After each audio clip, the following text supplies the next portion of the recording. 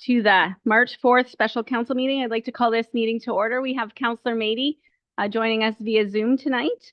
We acknowledge that this land is the traditional territory of the Three Fires Confederacy of the First Nations, comprised of the Ojibwe, the Ottawa, and the Potawatomi people, and of the Huron-Wendat people.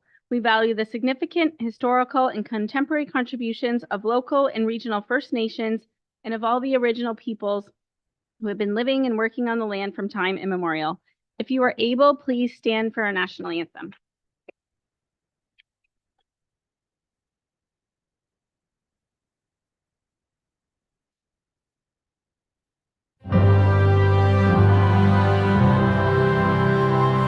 Oh, Canada, our home and native land, true patriot love in all of us command. Car ton bras s'est porté l'épée, il s'est porté la croix. Ton histoire est une épopée des plus brillants exploits. God keep our land glorious and free. Oh, Canada, we stand on guard for thee. Oh, Canada, we stand on guard for thee.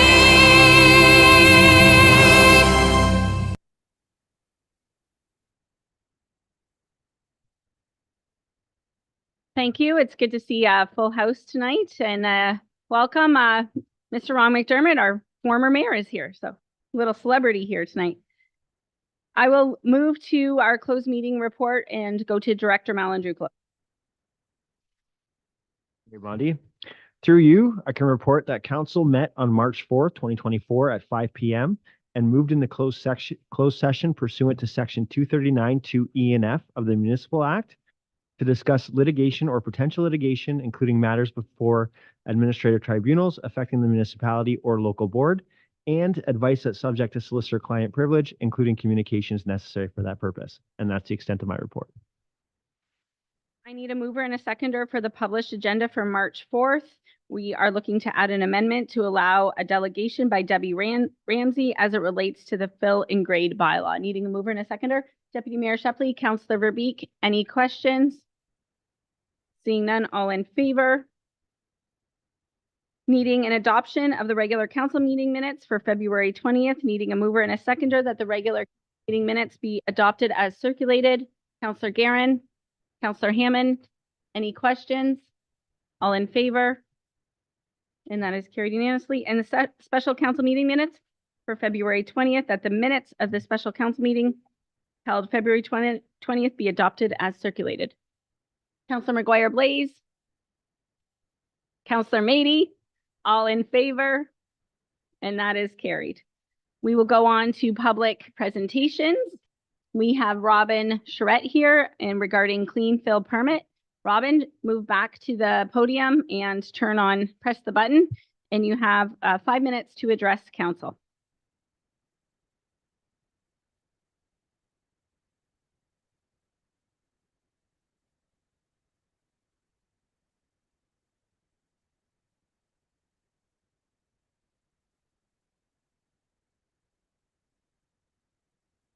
Good evening, Madam Mayor and councillors. Thank you for the opportunity to address council. I've come here today to speak on clean fill dump sites.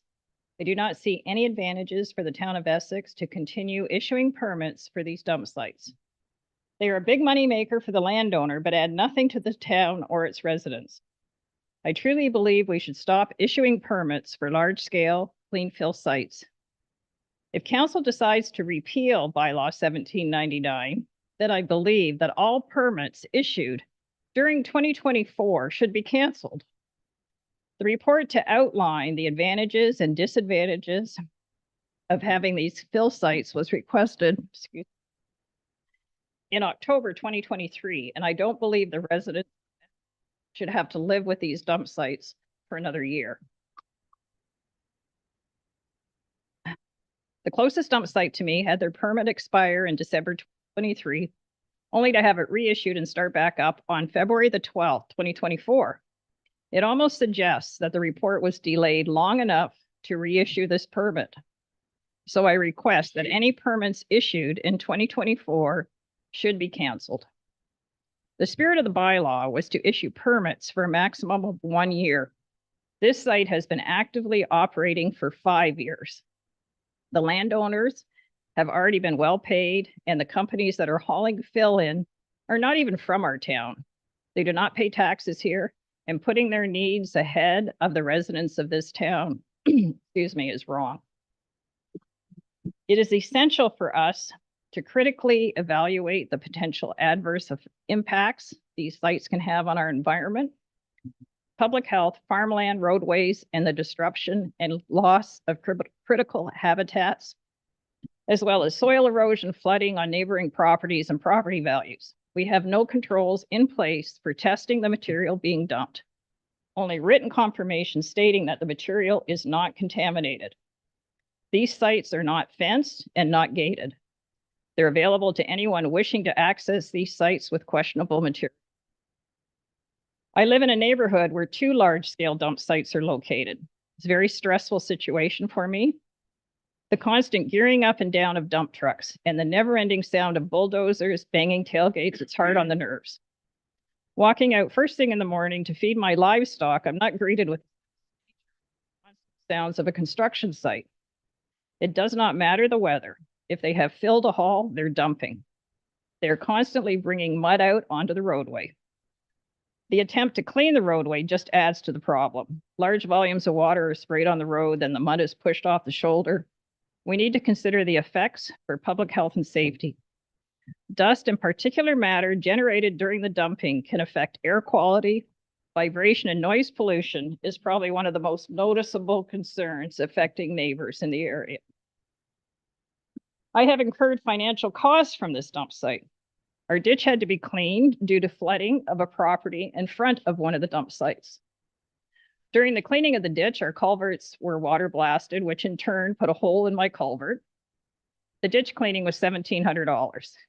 And I don't have a bill yet for the culvert replacement, but it's expected to be in the $8,000 to $10,000 range. I would like council to consider what it's like to live beside an active construction project for 5 years. If you're going to continue to issue permits for these dump sites, we need to establish guidelines and procedures for issuing these permits. The permit fee of $400 doesn't even come close to covering the cost to the town. Any application for a dump site greater than 1,000 cubic meters should not be considered for approval until council has heard the application at a public meeting. Notice of the public meeting needs to be provided to property owners in the same manner as a zoning bylaw.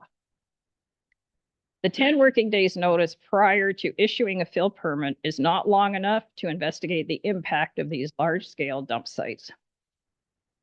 Presently, if a landowner fills out the permit correctly, pays the required fee, they're guaranteed a permit. Ward 2 is the closest and least densely populated to Windsor and is therefore becoming home to many of these sites. While clean fill sites might appear as a quick fix for waste management, they present a range of concerns that cannot be overlooked. I respectfully request that council repeal bylaw 1799 and stop these large-scale dump sites. In closing, I will quote from the Ontario Soil Regulations Task Force. A small rural municipality does not have the technical expertise to draft an effective bylaw, nor the resources to enforce it properly. Fill site operators go to the weakest link. Thank you for your time. You may have a seat, and if council has questions after, we will go to them. Debbie?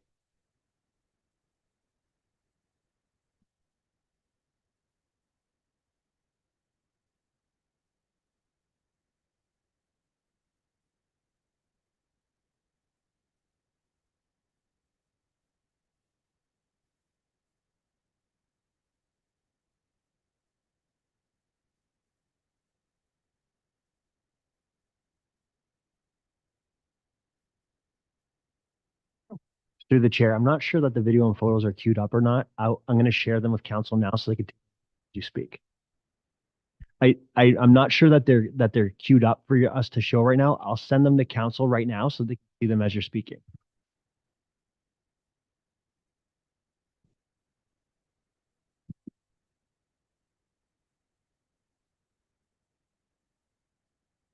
Good evening, Your Worship, and all council members. My name is Deborah Ramsey, and I'm an Essex County resident that lives adjacent to a large-scale fill site large-scale fill site. In this 5-minute presentation, I'm discussing my concerns and my impacts that I've experienced due to the clean fill permit for the large-scale site. The dust and air pollutant impacts. I'm asthmatic, so when their trucks are constant, I'm increasing my asthma medication. Due to the surrounding dust, I'm unable to hang my clothes out, and as a matter of fact, I've had to rewash. At times, we have been unable to open our windows, sit outside and enjoy our property, let alone eat on our deck, and this is during the day or evening. We've had instances where we've had to try to eat outside, only to dive over our food and drinks because of dust incoming from the trucks as well as the loud noise. I am concerned over the ability to socialize outside and enjoy our residence and property with our friends and family. We are not only surrounded by dust, but the loudness of the construction machinery. We are unable to hear our conversations. Health and safety concerns. I'm concerned about the speed and the bouncing of the trucks and probability of flying debris causing bodily harm and property damage. I equate my safety concerns and nervousness to walking on the shoulder of Highway 401. My house vibrates with every dump truck, bulldozer, and front-end loader. Is of great concern. Is it compromising the foundation integrity of my home? I have witnessed instances where in an hour, approximately 100 dump trucks come onto the adjacent property. I am concerned that this volume of trucks was not considered when issuing these permits as a possibility. Present and future health issues concerns due to exposure from the carbon emissions and the dust of the dump trucks, bulldozer, and front-end loader. This has been since 2018. This will be the 6th year. Great concerns over after dark dumping have I witnessed. Is there further contaminants? Is this going to further cause detriment to my health and well-being? Flooding. I'm concerned over the fact that the adjacent property now drains completely over onto my property, causing flooding. I might add, it didn't before. I have seen the water encroaching onto my crop field. Water damage to my property, including crop damage, is of great concern. This, I feel, is a direct Drainage Act violation. Great concern over lack of soil testing. Sight and smell does not account to the possibility of highly toxic carcinogens such as asbestos, PCBs, etc. As I understand that there is a high probability that these may be derived from surrounding construction sites throughout Windsor and Essex County. Noise concerns. I understand I live on a farm and that twice a year there's a lot of activity with farm machinery, planting and harvesting. But let me stress, that's usually twice in a year. This is not daily or 12 months of the year. What I'm talking about is not being able to open my windows because I can't hear the person in my meeting for work. Because again, the proximity of the right-of-way causes the noise of the machinery and trucks to be very loud. The operator of the bulldozer and front-end loader backing up from the road to all the way to the back end of the adjacent property, which causes the machinery to sound off the loud backup beeping warning. Imagine that at 6 a.m. on Saturday morning. I don't have to because it's happened numerous times.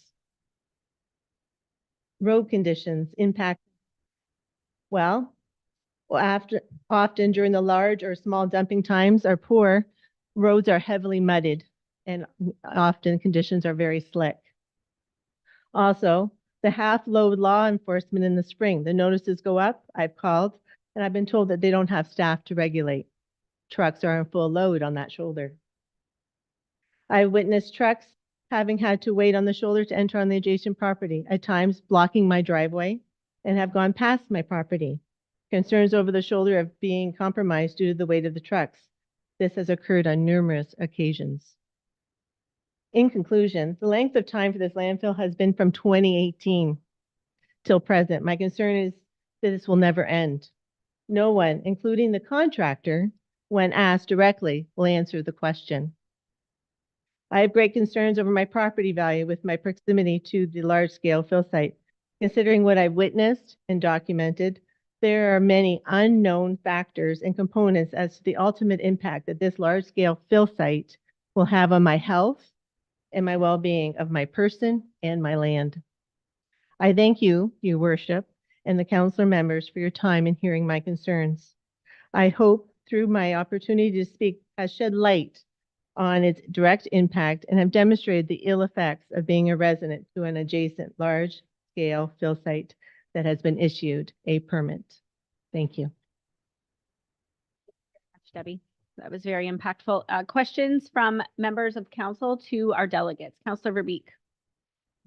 You, Madam Mayor. Hang on, Debbie. I want to thank you both for speaking. And I know that you represent a great deal of people that have to, that have been suffering for years living near these large scale dump sites.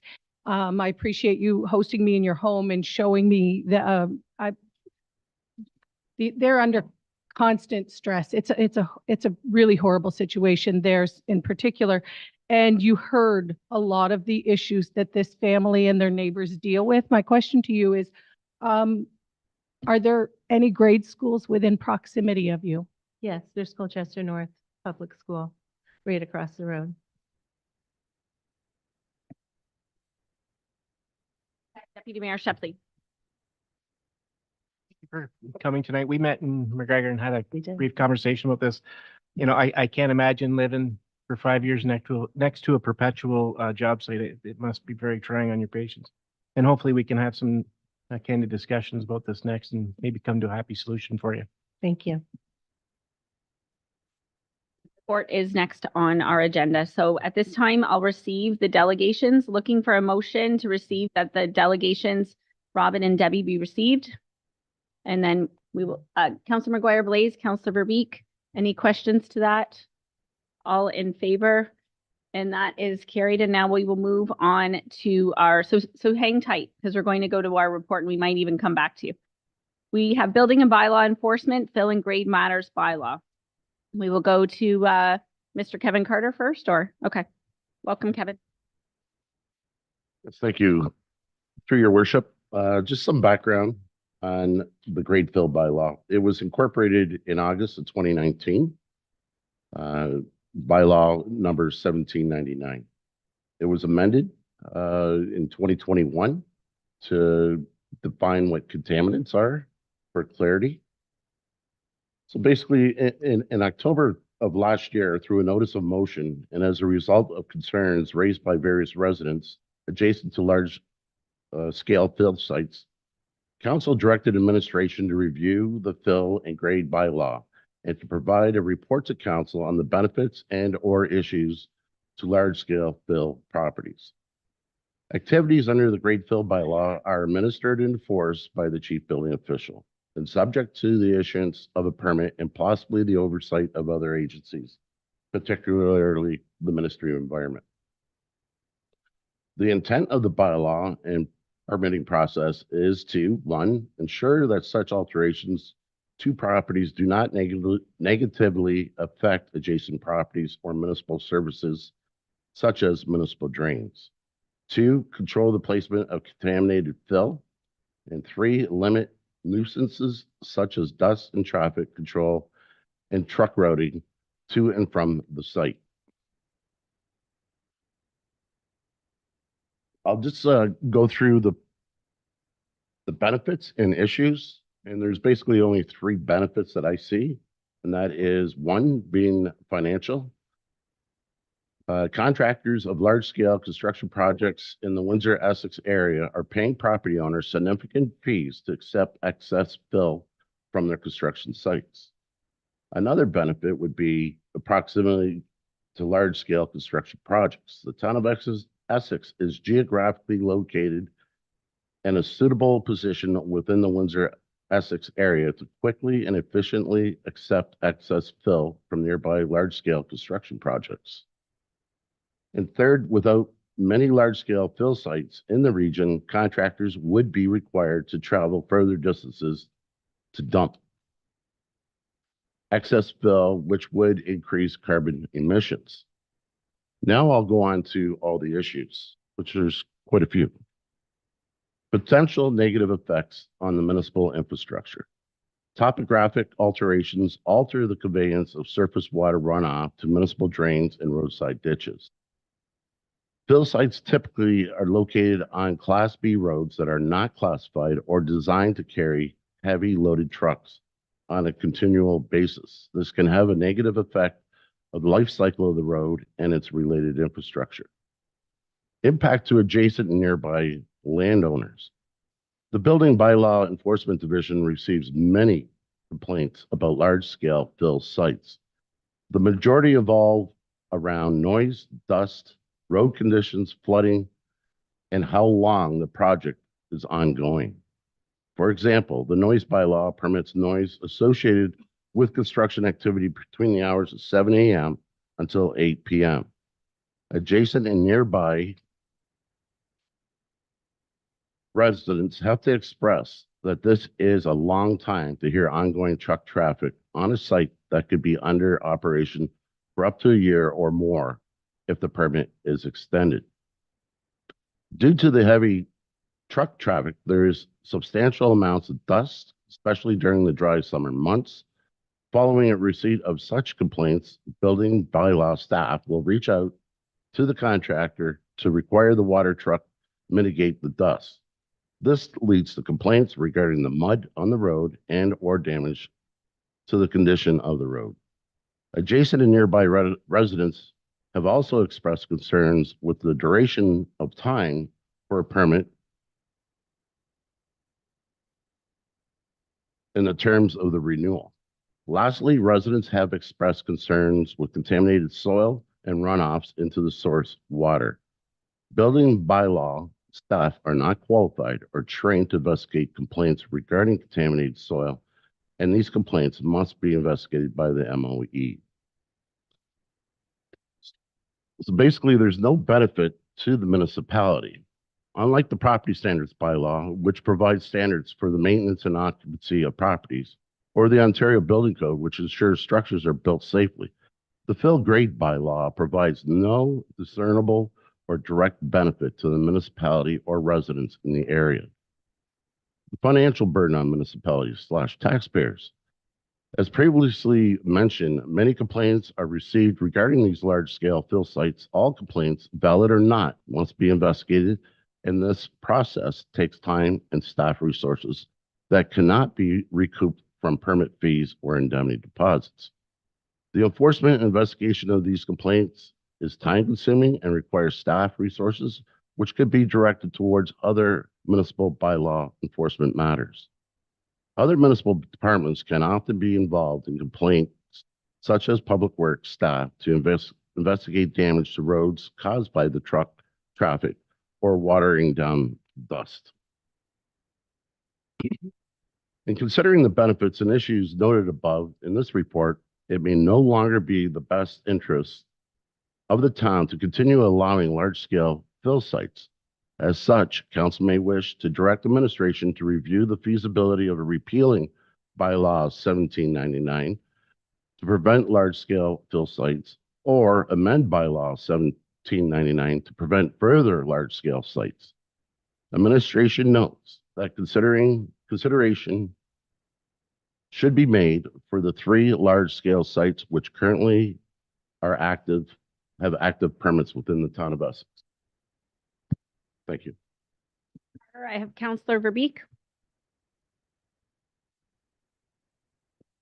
Thank you, Madam Mayor. I'm sure many of you know this is pretty significant. I'm really excited when I saw this report, and thank you, Chief Building Official. This is significant because early on in my first term on council, I thought that the right thing to do would be to stop these big sites. And I heard since then from so many residents the havoc that has been wreaked on their homes and their families and their properties. And so, you know, this is really exciting, and I'm so grateful to all the work that you've done on this, and I'm hoping that the rest of council will be supporting it.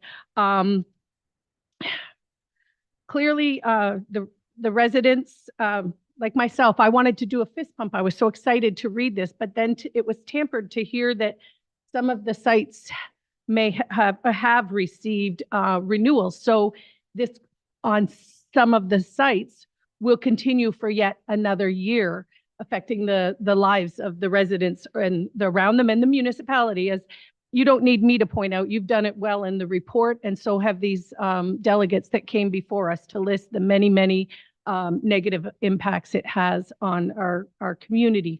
So I'm hoping that we can pass the repeal and then accepting the new as presented, but also look into ways to just stop after we pass this.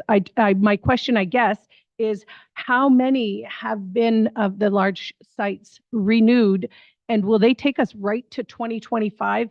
So that will be that question. And I guess I have a comment for the companies and the truckers that are going to be looking for somewhere to bring this fill. The landfill is looking for more alternate cover, and that's one place it could start going where it really should. So I guess to start, my question is, how many have been? I was shocked. I only just learned after I was so excited about the report that some of these have been renewed. So I guess my first question is, how many? Carter, our chief building official. Through you, Madam Mayor, we currently have 3 large-scale fill sites, one on the first bend coming out of Harrow on Walker Road. That's our largest. And 2 on County Road 12. One across from the Colchester North School, and another heading west, the 2200 block of County Road 12. The permits, the one across from Colchester North was renewed recently, and I believe, but don't quote me on this, the other 2 sites do expire this summer of this current year, which they can apply to renew them. Thank you for that, Councilor Ruby. Follow up. I hear a lot of complaints about the sites. Is there more we can do about the one that is across from the school? And so how long has this been extended? So if it was extended in February, do they get to continue this until like a year from February 12th? Or do we have the ability? I guess I could kick that back to administration to look into ways to just like stop this. Would like to make a comment.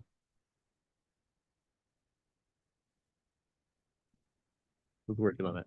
So just in general, when you have a bylaw that allows for something like a permit, you would need exceptional circumstances to do something like repeal that permit before the end of the expiry date. Repealing a law and repealing a permit in between the permit period could be something that's seen as arbitrary unless there's exceptional circumstances. But it's something that that administration can look into and provide a report on. We might open ourselves up to liability in trying to do anything more than letting the permits expire. Councilor Hammond. And I agree with this whole problem here. It's I have friends that live next door to the one on Walker. They're just a headache. And I'm all for stopping it. However, having said that, I think we should be responsible for the fill generated from our developments within Essex and let the other communities look after their own fill. Because right now it's all coming to Essex, it seems. I think we should be responsible for our own fill. If we can get away with it and someone else is willing to take it, great. But that would be the only instance. And I would assume that it would eliminate a lot of the dumping. Thank you. And Councilor McGuire Blaze. Thank you through the chair. So I know we have 3 active sites right now, and currently we're not able to determine if the fill going on in those active sites is contaminated to any degree at this point. So am I understanding that correctly? There's hundreds of trucks coming and going. It'd be impossible for us to figure out if it's contaminated or not. We rely on a complaint, and then we go out, take a look at it, but we're not qualified to determine what that is. So we rely on the administrative environment. Regulation has changed as of last year. They have to go through the MOECP for these fill sites, which makes it a lot more cumbersome. They have to indicate where this fill is coming from. If there are any contaminants, what are they? Are they in allowable parts per million, so forth? But we as a municipality don't have the tools or the skill set to even start on that contaminated stuff. We rely totally on the ministry.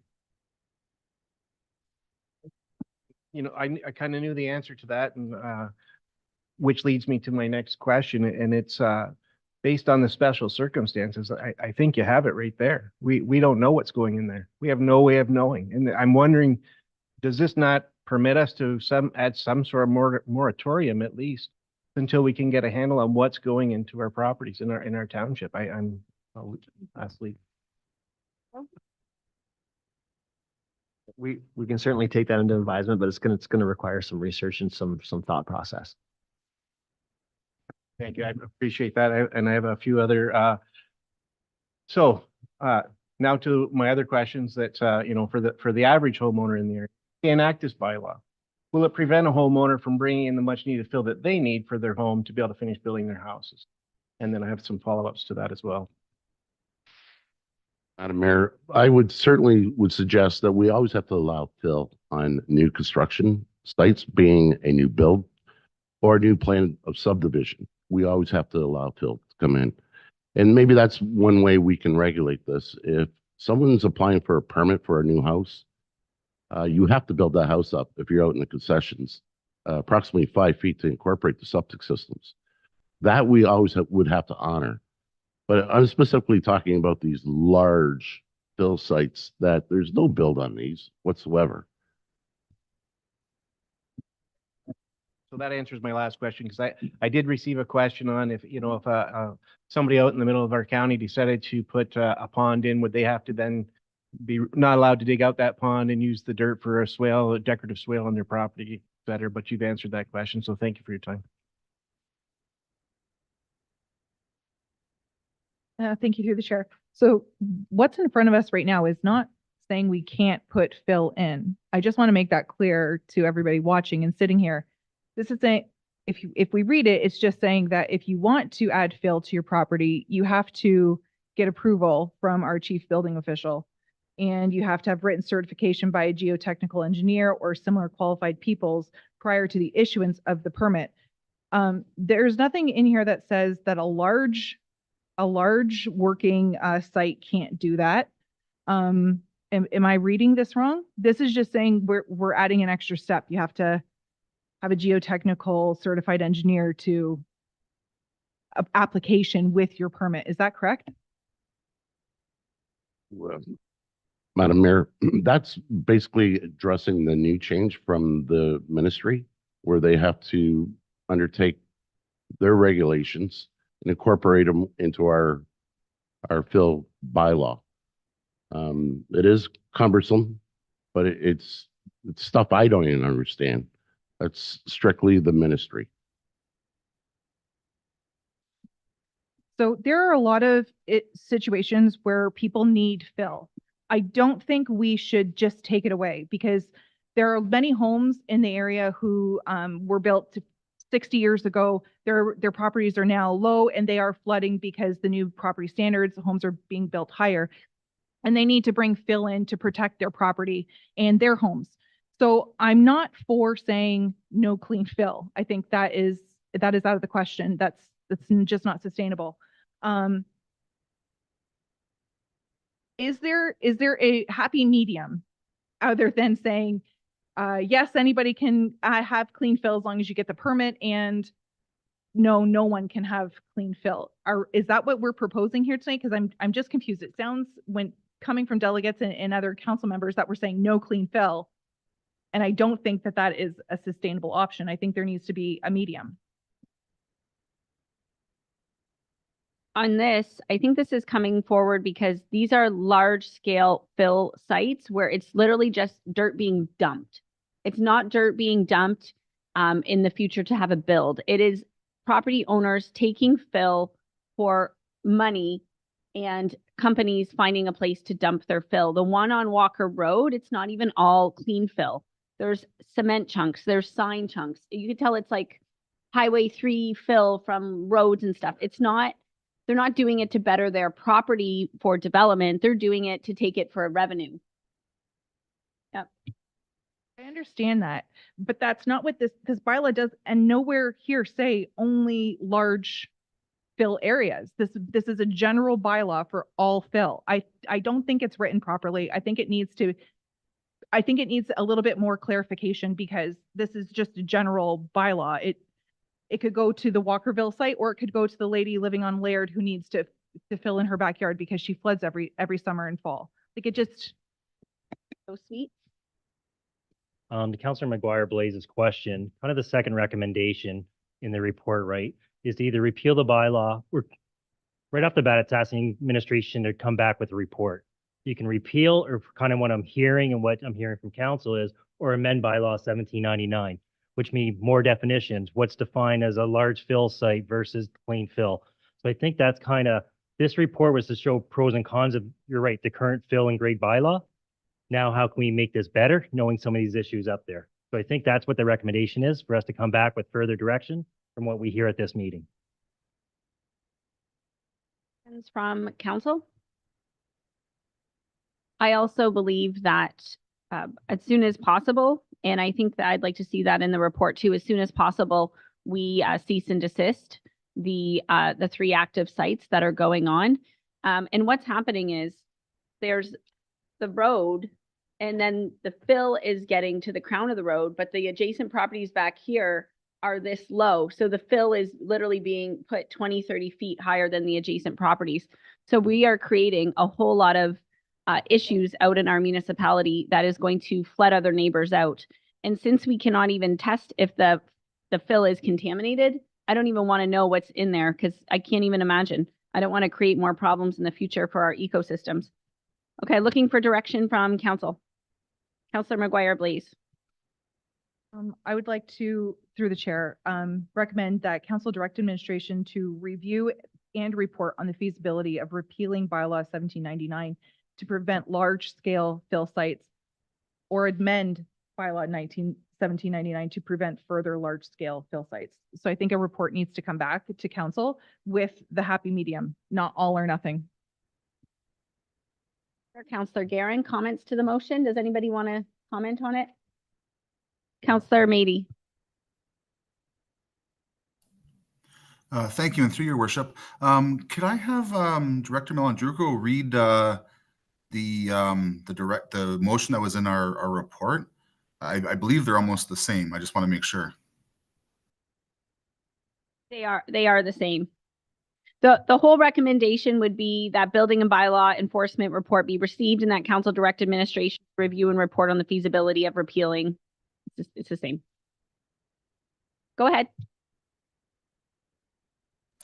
Thank you. Then can I follow up on that and maybe add a friendly amendment that they also review the extraneous circumstances, maybe being able to end the permits that were just reinstated, and see if that's possible too while they're reviewing this.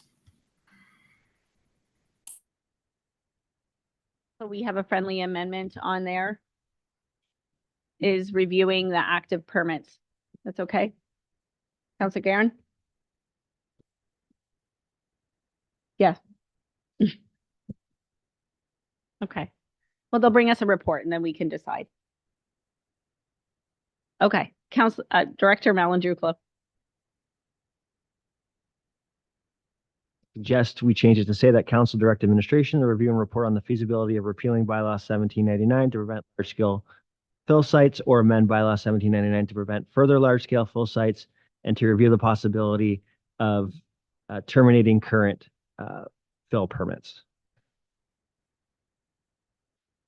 Deputy Mayor Shepley.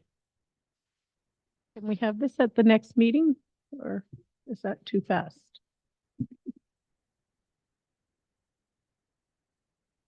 Through the mayor, the things that you're asking for in this in this recommended action is going to take a bit of research. There's no way I could do it for the next meeting. And then Deputy Mayor Shepley. You know, Director Malandrukel just mentioned this, but we do know this is a priority. We've heard from the residents and that, so we will, but it's probably our goal within maybe the first meeting in April, but in April, I think we can come back for sure. Either that or the second meeting. Mayor Shepley, Councillor McGuire Blaze, and Councillor Guerin. To the chair, just another amendment if it was applicable to everybody. I'm just wondering if we could tag in there that we put a pause on renewing and passing any permits going forward until this is dealt with, so that we just, at least that, if we could put a pause on that at all.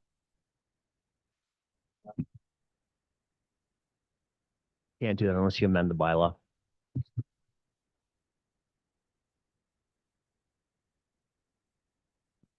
Can't do that unless we amend the bylaw, but the other two are coming up in the summer.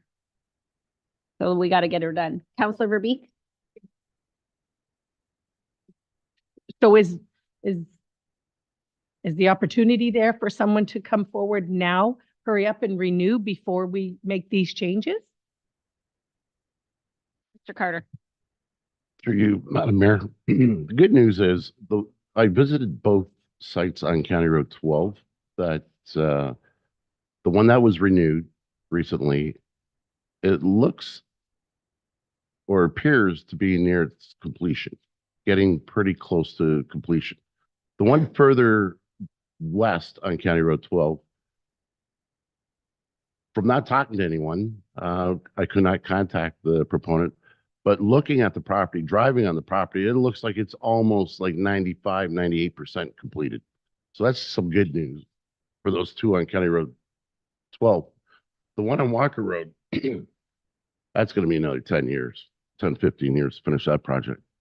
Just FYI. Okay, CAO Suite. Gandhi to Mr. Carter, I think what Councillor Beek's asking, could anybody that wants to offer a large scale fill permit come to you tomorrow to start a new one? Or can we stop that now? Yes, they could. That too, but also through you, Madam Mayor, I want to know if two of the three large scale, one of them have already just renewed for another 12 months. Do the other two have the ability to do that before we take the next steps? I mean, could they come tomorrow and ask for a year extension? And are we allowed to deny it? I believe the other two expire, and I don't have the dates before me, but I believe it's this summer. We'll certainly strive to get this report back to council, as our CAO indicated, for April, before these renew. If they want to come to the building department to renew them ahead of time, that's not an option. It has to come to the completion date and then renew. So they cannot fast forward if they get word of this. No, that would not be an option. Briar Blaze and Councillor Guerin. Through the mayor. So Councillor Mady's friendly amendment, if Mr. Malandrukel could just read it back again, because I think we have to put the wording large sites, not just because if we don't, because you can't just bring fill on your property without getting a permit, even if it's on a small scale in a subdivision. So I think we just got to add it in front of that amendment that it's for large scale only. And if you read that back.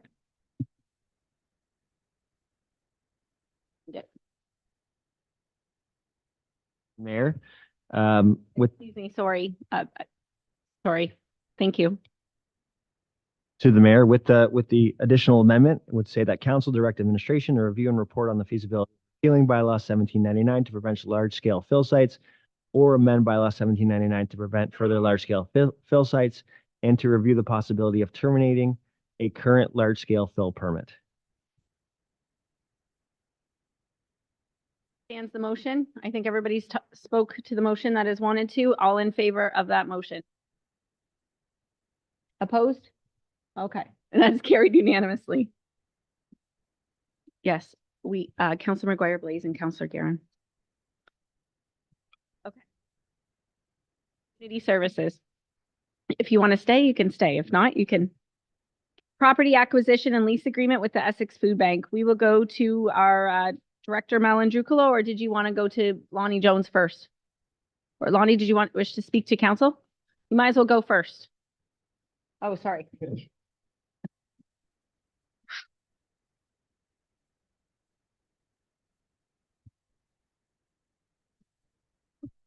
Just pop on your mic when you're.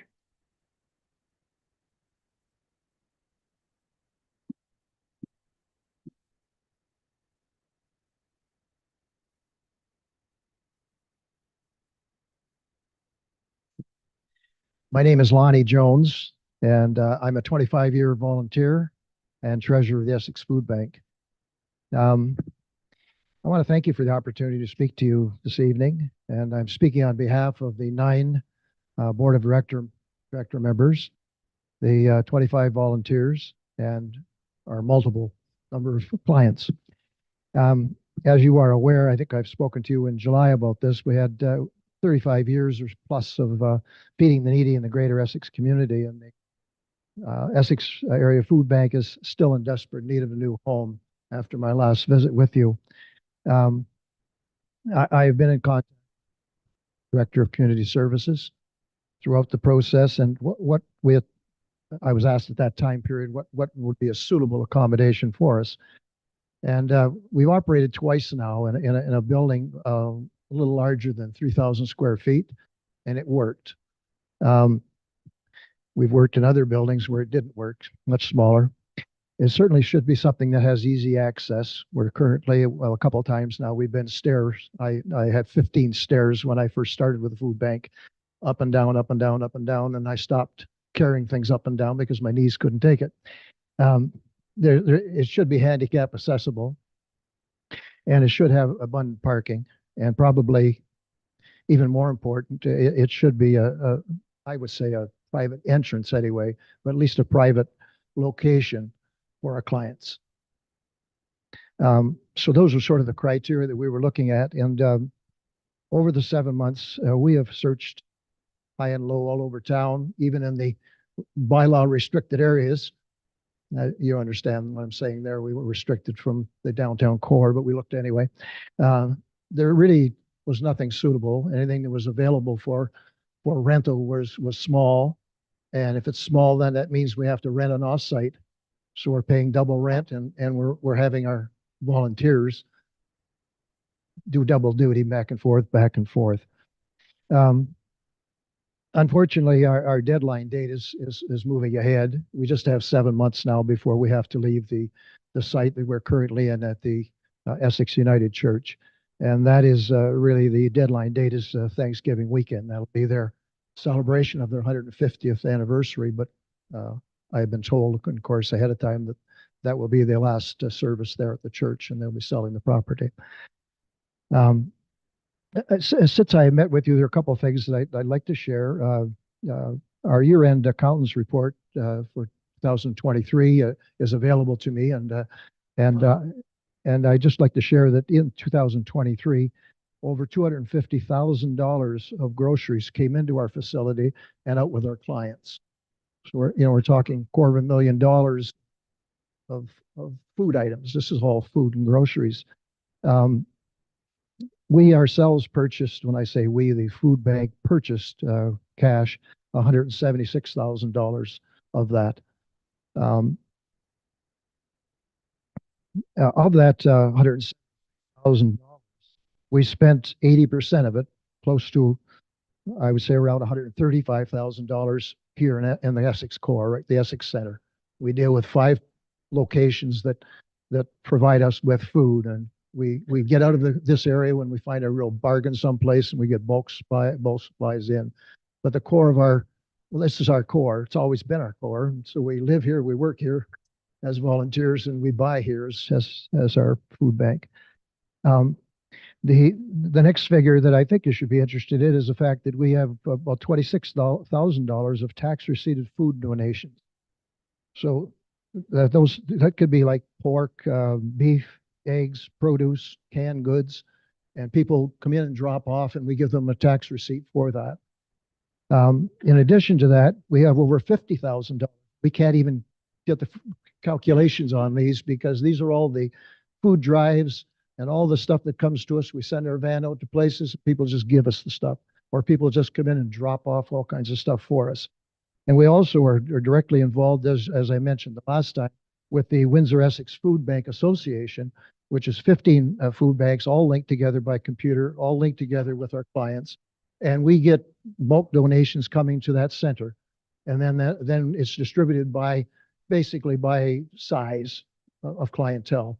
So we send our van in, we fill our van with things that have been sent to them from a variety of places. Could be the milk, egg board, milk board, other places like that. And I did want to mention again that our donors are individuals, a tremendous number of individuals, businesses, churches, all around us, and the associations, service clubs, unions, and schools. And they're all in the greater Essex area. I think I described that to you the last time I was in, all of that, not right in the core, but all around us. And they all service us. Lonnie, if you just want to take a 30 seconds and wrap it up, and then council will have an opportunity to ask questions. Sure. I just wanted to mention two things. We since I spoke to you last, I mentioned we were feeding 240 people each week. So rough calculations, around 1,000 people a month. That's gone up.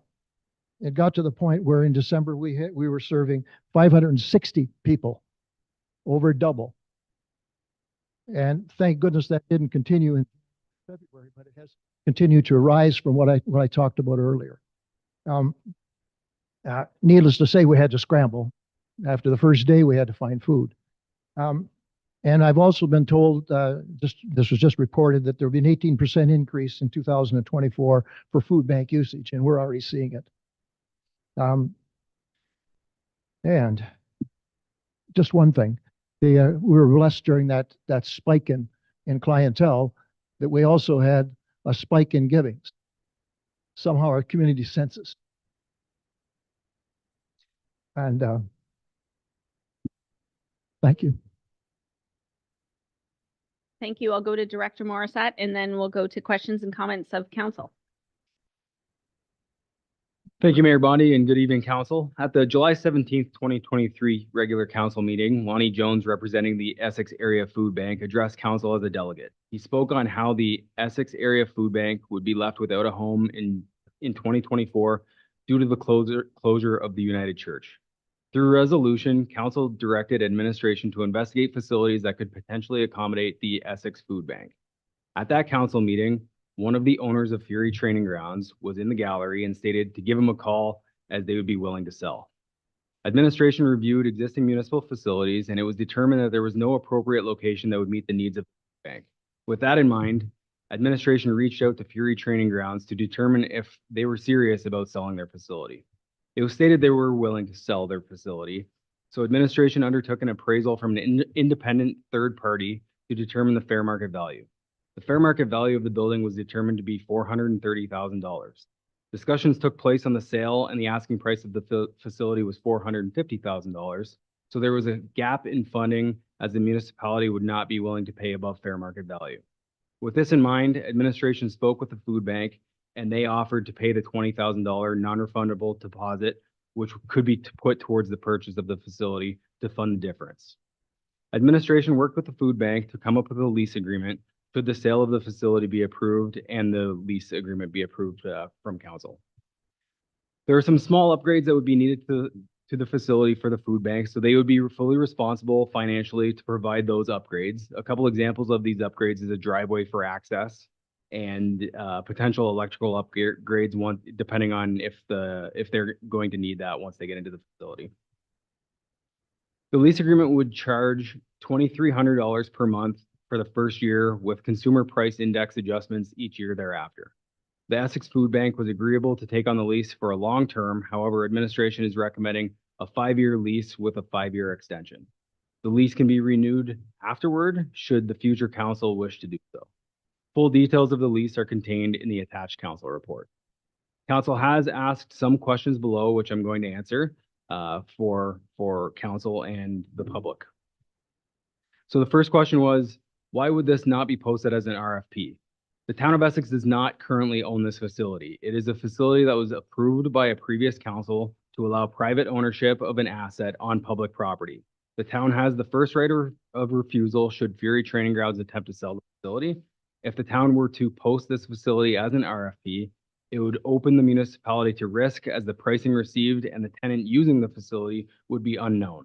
Municipal leases do not fall under the town's procurement bylaw as consideration is given for community benefit and not necessarily any business that wants to take place and operate. This situation was a solution to resolve the issue of the food bank not having a home, not necessarily for the municipality to acquire an additional facility. The town also does not have an obligation to post an RFP for lease agreements in accordance with the procurement bylaw. The next question was, where is the funding coming from? So $20,000 of the funding is coming from non-refundable deposit from the food bank. $215,000 is from the landfill reserve. The other $215,000 is from the land acquisition reserve. The monthly lease rate was determined with a payback period to the reserves with interest, so there is no current financial impact to the municipality and or taxpayers. Why would the town not use this as a recreational facility? This space, while it could be used as a municipal facility, would take away from the use of the Maydale Community Center and potentially harm those operations. It is difficult to run another facility with our existing staffing complement, and the Community Services Master Plan aims to prevent more standalone facilities for recreational uses, but work towards more multi-use facilities. The town does not need this facility for our own operations at this time. However, as mentioned previously, this was an opportunity for the town to assist the food bank and their town residents that use the food bank regain ownership of a private facility that is located on the municipal property, all while ensuring there is a funding plan in place. The next question is, where else could the food bank go? Based on the needs of the food bank and the lack of vacancies within the municipality, there are no other reasonable options. Are there other areas in town that the food bank could go? So the food bank is only permitted to operate in institutionally zoned properties. There does not appear to be any properties in town with the spacing needs that are institutionally zoned.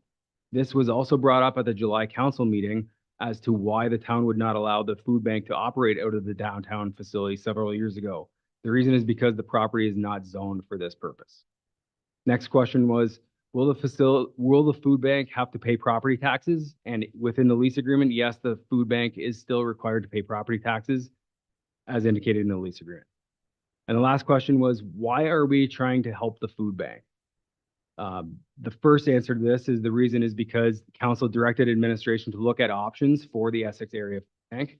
And the second is the town has a history of assisting groups involved with those and food needs. The town has Project Hope at the Harrow Arena. St. Vincent de Paul operates out of vacant space at the Harrow Soccer Complex and also out of the McGregor Community Center. So with this information provided, this is council's decision if they wish to assist the Essex Area Food Bank by purchasing this asset while also obtaining ownership to an asset currently sitting on municipal lands. I'm here to respond to any questions from council, should there be anything. Thank you, Madam Mayor, and thank you, Director Morissette, and thank you to the food bank and all the volunteers in the 35 years of operating in this community for this community. When the time comes, I want to proudly make this motion to support this. But I also, although I'm not a fan of operating town business on Facebook, there's been a lot of inaccurate information circulating around this particular file. And it's just wrong to have this bad information sitting out there. So I want to say I'm really, really grateful to Director Morissette for clearly, I think you've cleared up any real questions that have been swirling around this and any of the unclarity. 7 months ago, when the food bank first approached us for assistance, one of the owners, as you stated, was in this room and announced to the public, buy Fitness Fury for the food bank. We gave direction and you followed through, and every single box has been checked. Administration, the owners of the gym, the food bank have checked every box. They've taken 7 months, and now I hear tonight they're swirling around about maybe we should defer so the public can have more input. I'm not going to support deferring it. I think, like I say, every step has been taken. This is win-win-win all the way around. And anybody that does have outstanding questions, I can't think of any that the director didn't clarify tonight for us. So I wanted to jump on that to be the one to make the motion because I fully support this. We'll come back to you for the motion. If a member of council sees that I'm stuck on the screen, just tap your mic off and tap your mic on, and it should trigger to go to you so that the camera's not looking at me the whole time. Any other members of council? Deputy Mayor Shepley. Thank you, Madam Mayor, and through you. So I'd like to thank Director Morissette for that. He answered a lot of the current questions, and I think it's important that we understand how we ended up with that gym on town property and address the questions our residents have had while dispelling any misinformation circulating on the internet and likewise or coffee houses and what have you. The decision to place and approve the gym on this property was made by the previous council in March 2017. It's important to note that the gym was built by the owners themselves, not the town of Essex. The gym owners were charged connection fees and obtained building permits. I believe there was some assistance with the CIP program that helped offset some of their building permits. There was also an annual lease rate, which I recall was just over $1,000 along with property taxes. For those interested, I recommend you visiting the YouTube and searching out the date, and you can watch that town council meeting. From the discussion of that day, while we all may have differing opinions on how we would have voted on this matter back then, it's crucial to understand the decision that was made by that council at that time. They believed, as I gathered from watching the video, that the building would eventually be purchased by the town, which likely influenced their decision to allow it to be placed there.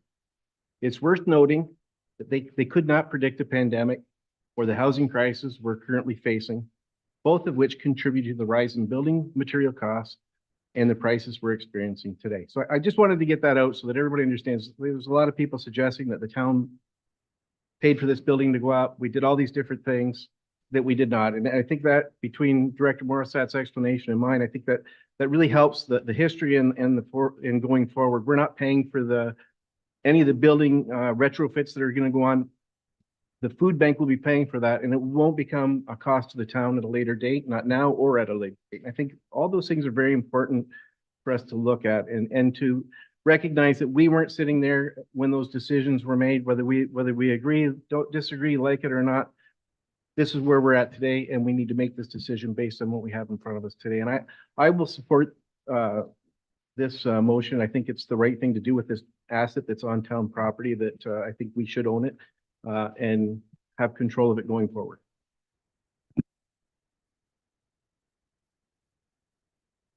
Thanks, Mr. Mayor. A couple questions for, I guess some clarification.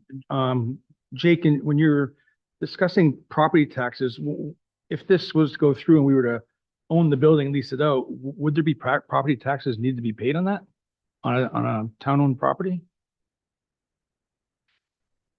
Through Mayor Bondi, yes, within the lease agreement, there is provisions that property tax would still have to be paid. Property taxes are currently paid as well. And even though it's a town asset, it would be leased out. Therefore, it would require property taxes to be paid as well. And secondly, you spoke about the lease.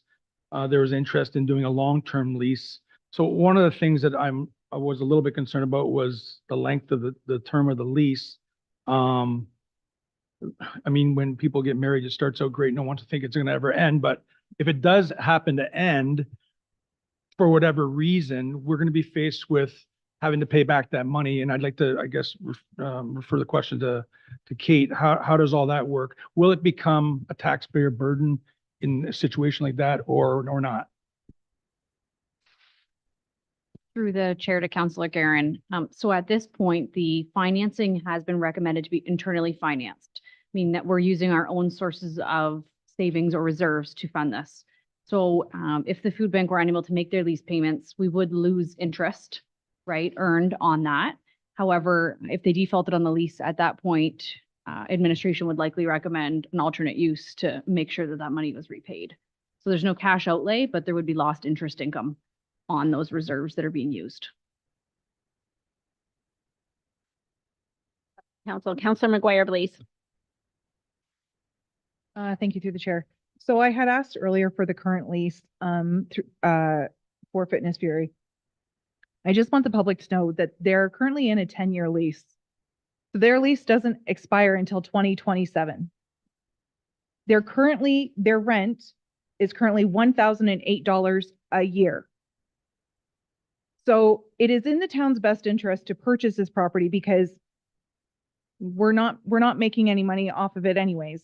It is on town property. It's utilizing town resources, and in my opinion, it shouldn't have happened in the first, which is a moot point.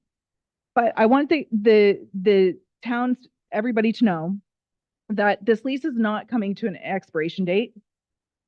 It still has a few years left.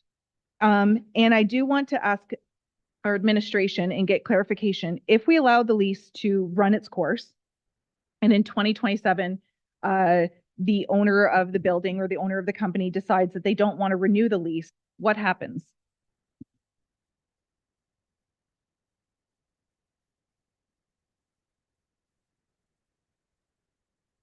Through you, Mayor Bondi. So there are provisions in the process of what would happen within the lease. I'm not specifically necessarily qualified for legal interpretation. So without seeking legal advice, I wouldn't want to specify what exactly that process would look like, because there are a lot of different components to that. In 2027, if we decide not to renew the lease, can we ask Fitness Fury to remove their building from the town's property?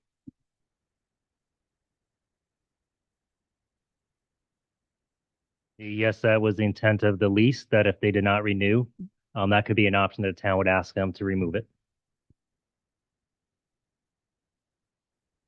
So just to follow up, I know I've received many emails saying, $450,000 is a lot for a pole barn. And I agree, it is a lot for a pole barn. So our option is to buy it and utilize it to the best of our ability and to give the food bank a proper home.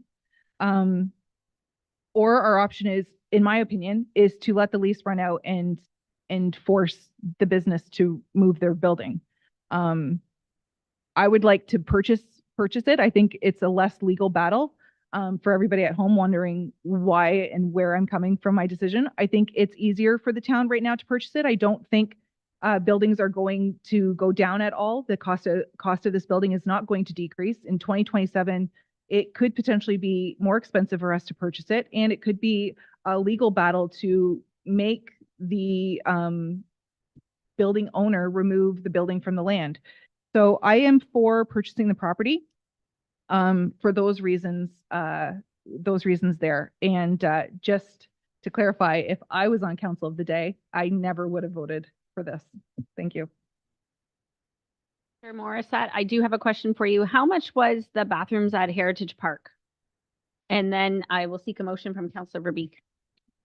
Through you, Mayor Bondi, that was actually exactly what I was just going to mention. So just as a comparator, so we're looking at $450,000 for the Fury Training Grounds facility.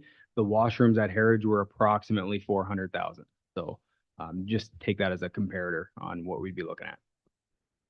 How much revenue do the bathrooms bring in? No, just joking. Councillor Verbeek has a motion.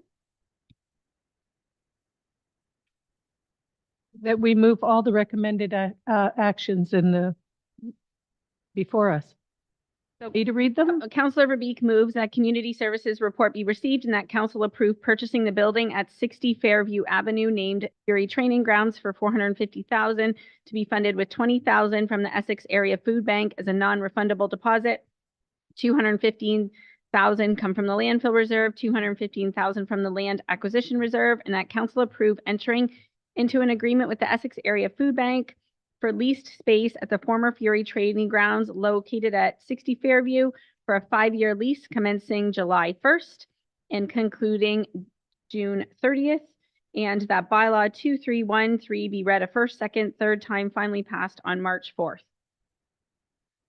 Seconded by Deputy Mayor Shepley. Any comments to the motion? Oh, yay.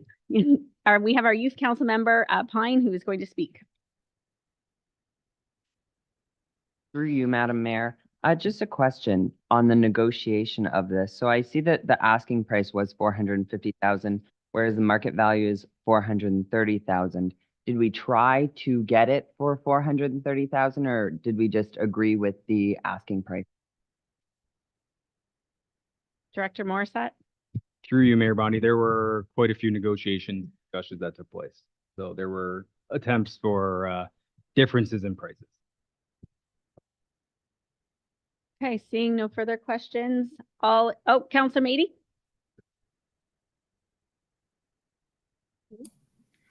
Thank you, and through you, Madam Mayor. Youth councillor's question, I agree totally with Councillor Maguire Blaze that I think we're in a bad spot, and this is probably the best thing that we can do with this. I do feel a little bit like we're punting some of our problems to future council in 5 years when, like Councillor Guerin said, the honeymoon phase is over and we'll see where we're really at. But my biggest problem is that just like Youth Councillor Pine, we had lots of discussion on this, but the public wasn't privy to it, and we're going to pass this tonight, first, second, third reading. I don't mind that if we're going to spend close to $500,000 taxpayers' money, that we read it first and second time and come back for the third and final reading just to give them chances to have all their questions asked. But that was more of a comment. I'm not going to make a motion. Okay, thank you. I am in full support of this motion, and I am the only one of the originals left here that voted in favor in 2017, and all of us voted in favor in 2017. And if it gets the food bank a home for the next 5, 10, 15, 20 years, I'm really glad that we're here today. All in favor of the motion? And that is carried unanimously. Congratulations. And if you need help moving, I got a pickup. Okay, office. Yeah. Office of the CAO 2024-01. Summary of outstanding council reports. This is just to receive them. You're welcome. Have a good evening. Motion to receive the CAO report for information. Moved by Councillor Allard, supported by Deputy Mayor Shepley. All in favor?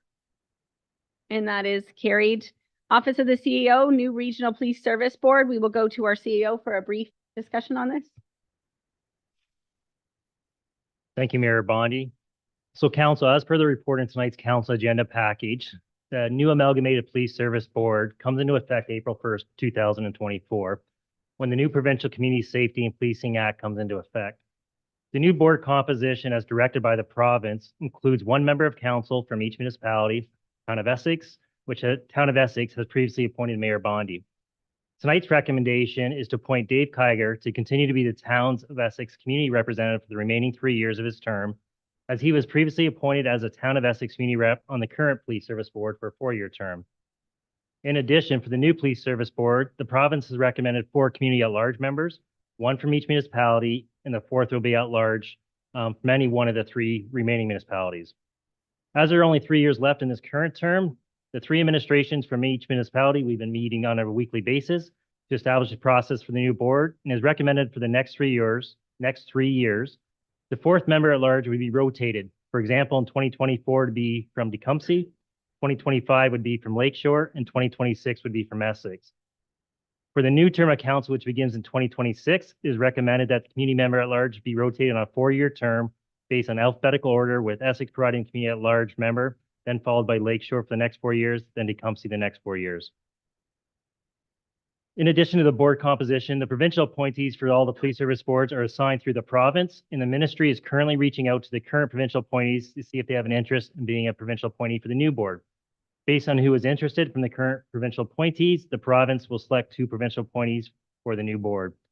Administration from all 3 municipalities have been working with a local ministry rep for the new boards, Mr. Ron Leclerc, and he supports the recommendations the 3 municipalities are bringing forward to each of their respective councils establishing the new board in the month of March.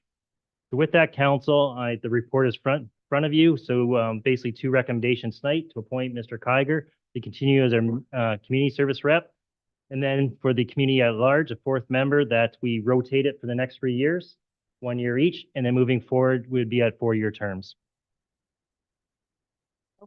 Looking for a mover and a seconder, and then we'll have discussion. That the CEO report be received and that council appoint Dave Krieger to be the Town of Essex Community Board Representative on the new Regional Essex County Police Service Board, and that the selection for the at-large community representative follow option 1 as listed in this report for the remainder of this term, and then option 2 as listed in this report to take effect with the new term of council in 2026. Moved by Councillor Fabrique, supported by Deputy Mayor Shepley. Comments to the report? Seeing none, all in favor? And that is carried. Development Services 2024 Licensing and Enforcement Update to Council on Short-Term Rentals. We'll go to Director Chadwick.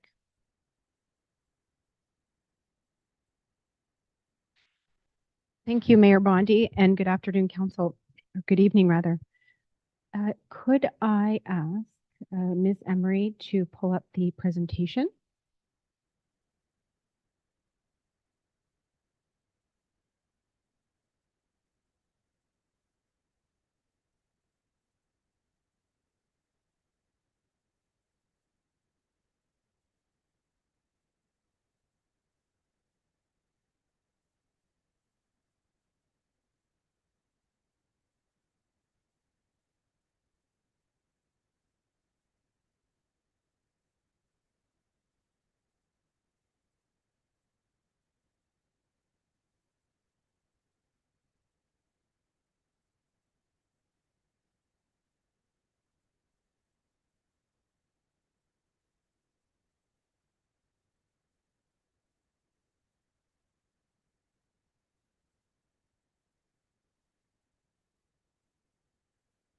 Just start and then. Thank you. So tonight's presentation is to provide council with essentially an update on where we are at with short-term rental unit bylaw enforcement matters. Pardon me. We're also seeking council's direction on a few proposed amendments to the short-term rental licensing bylaw. Thank you. We can actually begin by passing the floor to the Legal and Legislative Services team. And from there, our bylaw enforcement team will also join in on presenting council with some information. So we can jump to slide 5, please.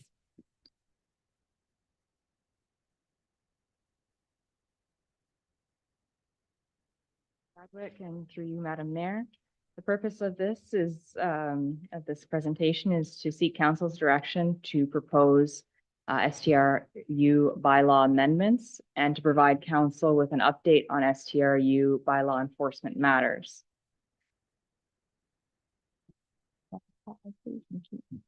So the licensing process, when an applicant goes forward and wishes to conduct, to obtain a license, they will apply to a pre-consultation phase in step 1 where they will complete 2 different forms.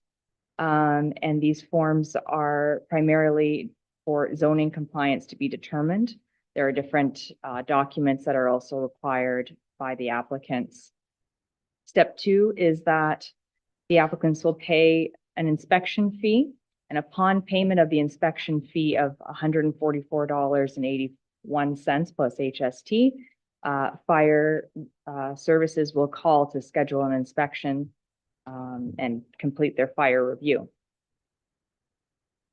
Step 3 is the application stage or the licensing review, where they will complete another form and provide all of the required attachments for their licensing review. Step 4 is payment of the non-refundable licensing fee of $700. Upon review of the license and all the steps 1 through 4 being completed and reviewed, it'll be determined whether or not the applicant will have a license. And the license is good for 3 years on the date of issuance of the license.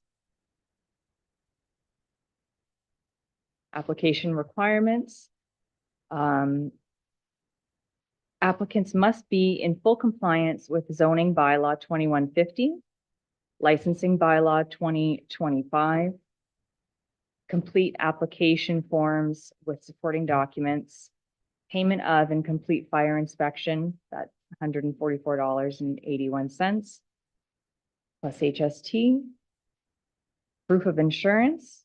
They must have a sketched floor plan of the interior and a sketch site plan of the exterior, have a dedicated 24/7 contact available to attend to the STRU at all times, and payment of the applicable STRU licensing fee. The general regulations.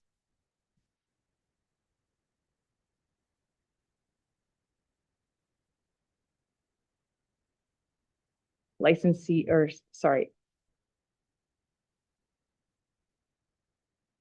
STRUs are prohibited from operating or advertising an STRU without holding a valid license from the town. A local contact must be available to respond and or attend to the STRU within 1 hour from the point of contact. Confirmation must be kept that each renter has received and signed a copy of the renter's code of conduct. They must provide a minimum of 1 on-site parking space and 1 additional space for each 2 beds. The STRU must be operated in a clean, sanitary condition and does not cause a nuisance or disturbance. Licenses issued and active at present. We have issued 83 STRU licenses to date. 80 of them are currently active. The breakdown by zoning district is that there are 3 agricultural, 74 in the residential district. Commercial district has 3, and there are 0 licenses in the green district. If you look to the pie chart on your right there, it'll show you in the different wards, the breakdown. We have Ward 1 has 2 licensees, Ward 2 has 1 licensee, Ward 3 with the bulk at 74 licenses, and Ward 4 with 3 licenses. I thank you, and through you, Madam Mayor, I direct over to Director Melendricolo.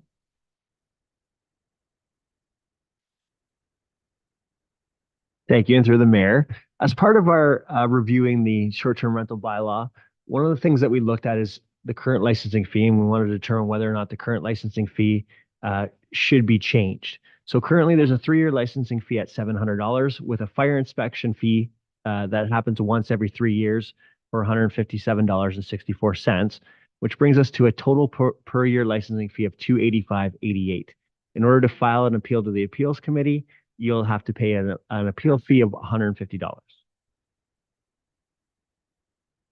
After reviewing the fees of other municipalities and considering the way that they charge their fees, we determined that it makes more sense for us to charge our fee on an annual basis. And in order to do that, we have to increase our administration costs. The fee that we propose is $372.36 per year. And we also propose that the fire inspection take place yearly at the same cost of $157.64 for a total per year proposed fee of $530. We suggest leaving the appeal committee fee the same at $150. We also looked at whether or not we should continue to display licenses in the way that we're currently requiring it under the bylaw. What we found is that the interior license is something that other municipalities are requiring that we should continue to require. We found that the exterior license is required by only our municipality, and that other municipalities aren't requiring exterior licenses. So because of that, next slide, please. We suggest that we require only an interior license and not an exterior license in order to allow for us to promote and establish where short-term rentals exist within the municipality. We do propose that we create an STRU map, so a short-term rental unit map, that's accessible by the public through the town website. In order to be added to the map, the applicants would register. They'd opt in through their registration, and their property would be listed on the map. And then that way, people who are interested in knowing where short-term rental is in the municipality can find it on the town's website. Next slide, please.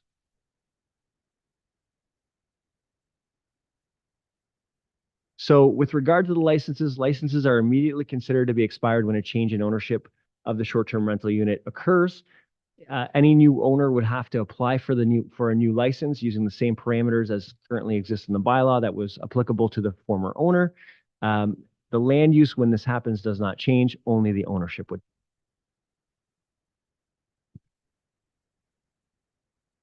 Councillor Hammond.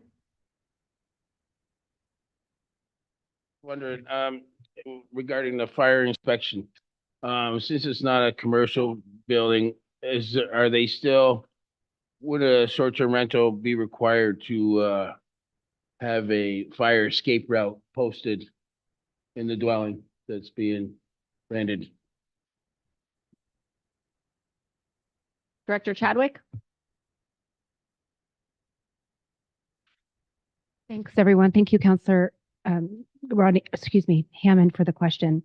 The requirements are spelled out in the licensing bylaw, which do indicate ingress, egress, fire extinguishers, windows, etc., as a part of the inspection and the review. So it is identified as required.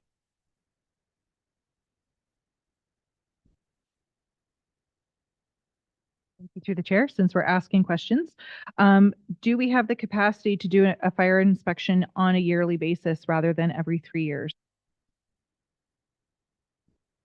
Hello? That's a good question. Before we come back with the proposed amendments, I'll confer with the Director of Community Services to make sure that we can do something like that. And if not, we'll amend our recommendation. Okay, we'll continue.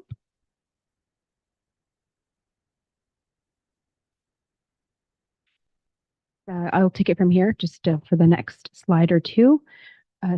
So we're just going to segue into the next portion of the presentation, which is in regards to enforcement of short-term rental units. Before we get into that, we thought we would describe to council and the public the various avenues for enforcement, especially those being unlicensed. So under the current STR bylaw, or licensing bylaw rather, under Schedule C, demerit points are one avenue to enforcing. If an unlicensed STRU eventually becomes licensed, they will start off immediately with 3 demerit points. In addition to that, under Schedule E, if an unlicensed STRU continues to advertise and operate without a license, they will be issued a $1,500 administrative penalty. And then another way as well, in terms of enforcement, or rather to ensure that unlicensed STRs follow the zoning bylaw and the other applicable laws under the STR bylaw, a zoning bylaw amendment, if applicable, would cost the applicant $2,800, is quite time consuming at about 3 to 8 months. And of course, there's no guarantee of approval. Moving forward into the next. Sorry, just Director Chadwick, on that, how are there unlicensed STUs out there? I think that is a question that council is going to get quite a bit. Somebody that isn't licensed right now get a license because they had a window of opportunity to get it. Mayor Bondi. So as our team members in legal and legislative services indicated through the first half of this presentation, whether they are unlicensed yesterday or a brand new operation, in order to operate a short-term rental in our municipality, a license is required. And those steps, as outlined earlier on, would need to be administered through cloud permit through the licensing process. To be a little bit more clear. So somebody that had a cottage 5 years ago and rented it out, they can get a license.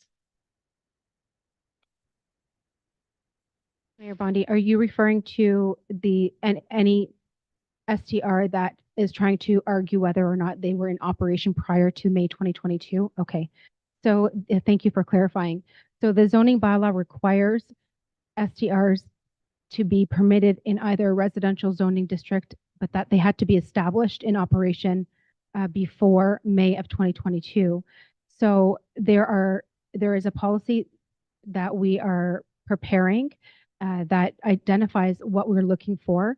We do have a list of requirements on the town website that is also administered through Cloud Permit that identifies what exactly is required in order to prove establishment and operation prior to May 2022. If Director Malandruco wants to add, we can certainly speak to the other requirements. Thank you. Through the chair, I was hoping that we went back a couple slides, but if you go back another one, maybe a couple more. But what we touched on in the slides is the way that the bylaw is currently written is that the STRU needs to be in existence prior to the moratorium date. That's all that the bylaw currently requires. So because there aren't any restrictions besides the fact that it needs to have been in operation prior to the May 2022 deadline, as long as it can prove existence prior to that date, it's eligible for being accepted as a short-term rental.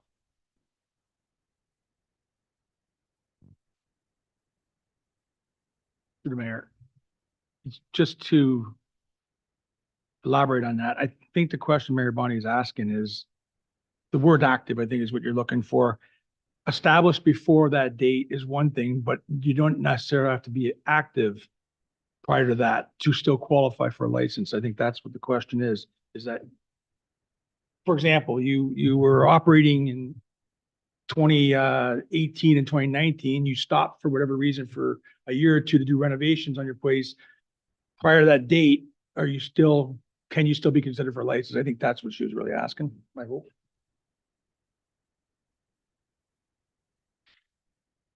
For clarifying, Councillor Guerin, and once again to Mayor Bondi. So the use, if established, doesn't, in other words, if there is a gap for a certain reason, whether it's renovations or whether potentially the short-term rental just was not rented at that time or for a duration of time, does not mean that the use was not in existence or operating.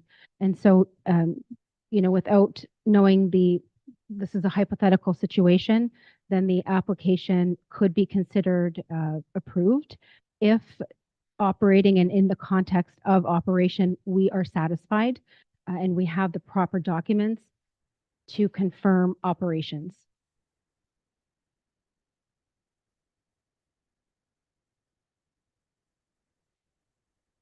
Again, kind of further, is that for same property owner or could be a different property owner?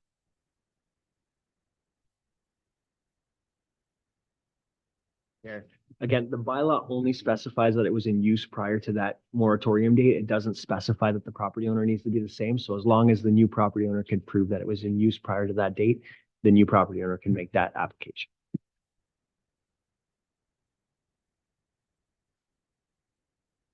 You, Madam Mayor, just a question. I got other questions, but I'll just ask this one right now and I'll save the rest to the end. So if a bed and breakfast, for instance, which isn't covered under our STRUs, if they decided to turn into an STRU, would they then be qualified based on their bed and breakfast, or would they have to have been operating on an STRU? Just a question I thought I might add. Director Malandruco. So again, referring to the bylaw reads that you need to have proof that you were in operation as a short-term rental unit prior to the May date. A bed and breakfast is not considered a short-term rental unit as far as we understand. So I do not believe it would qualify.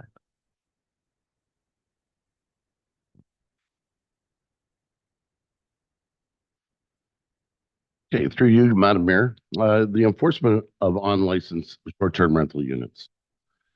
The bylaw has been proactive in reviewing and investigating for potential unlicensed short-term rental units, which have resulted in 30 properties being advertised as short-term rentals. All 30 violators were issued by register mail on January the 8th, notifying them to cease and desist. We go to the next page, it's a chart.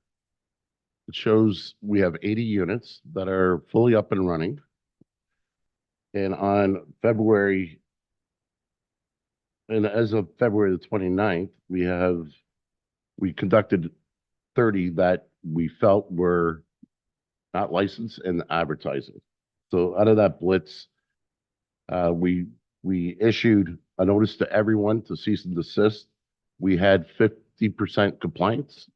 So 15 complied with the order.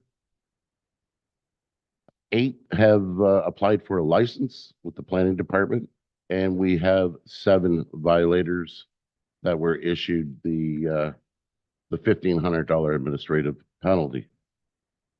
Next slide. Bylaw enforcement will monitor illegal operating advertised short-term rentals on a monthly basis. Bylaw enforcement has constructed a database allowing the tracking of repeat offenders. All repeat offenders will be issued a $1,500 administrative penalty without further notice. Next page. Demerit points will remain in effect for 2 years from the date they were assessed. Properties which accumulate 7 demerit points will have their license suspended for 6 months. Properties which accumulate 15 demerit points will have their license revoked. Next slide. Administrative penalties, fees will be charged and collected as shown on table 2. If there's any questions of council later, we can discuss that. Next slide. Appeals. License decisions. In the event of a denied, renewal, suspended, or revoked license, a person may file an appeal to the Town of Essex Appeals Committee.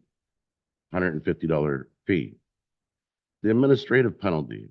If an administrative penalty has been received, a person can also file an appeal to the Appeals Committee, and that's a $150 fee. Demerit points.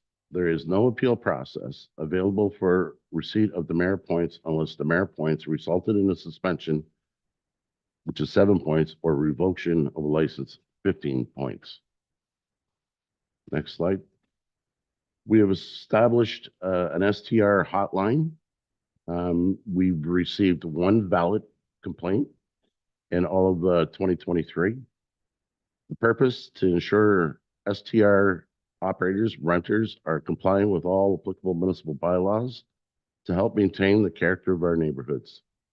All callers must provide their full name and address, which will be held in confidence and only used by the Town of Essex by law enforcement. All callers must provide the address of offending property and clearly communicate the issue or issues. Operator will contact the owner/operator or designated agent.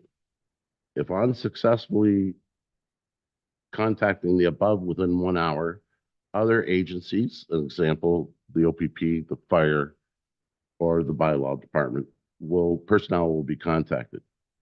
A report will be forwarded to the bylaw department for all complaints received.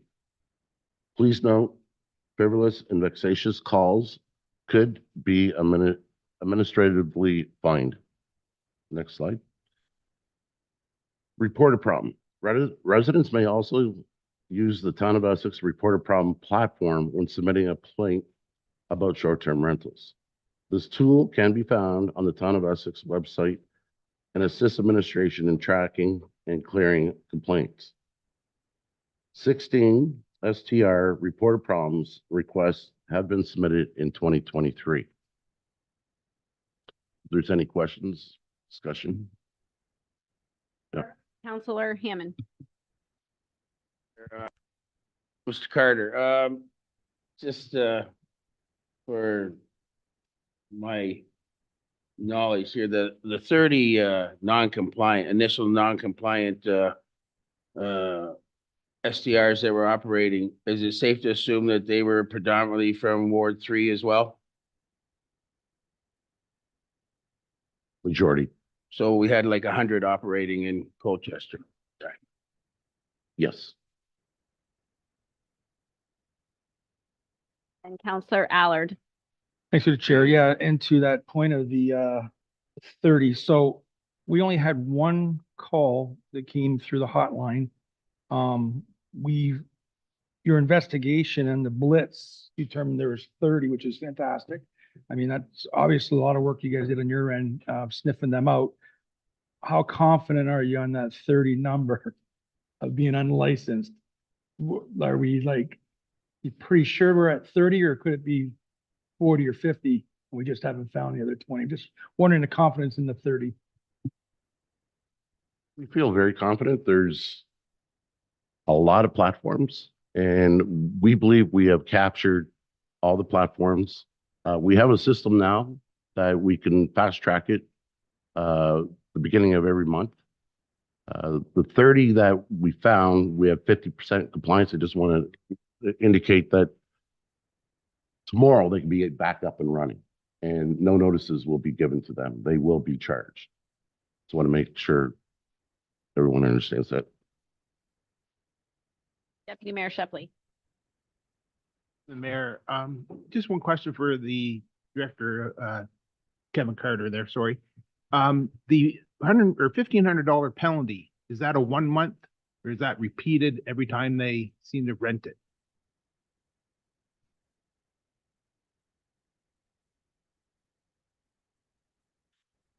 Madam Mayor, for now, it's one charge until they have been heard by the appeals committee, if they appeal.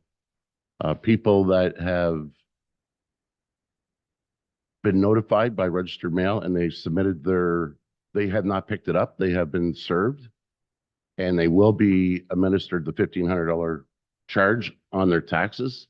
Those people we're going to charge again every month for 3 months.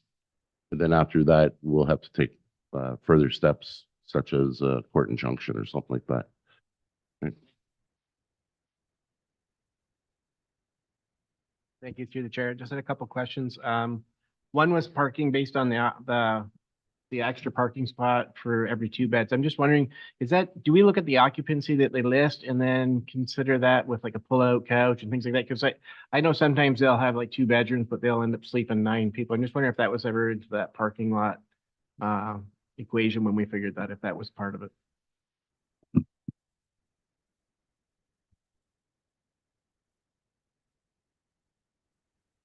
Mayor, and thank you for your question, Deputy Mayor Shepley.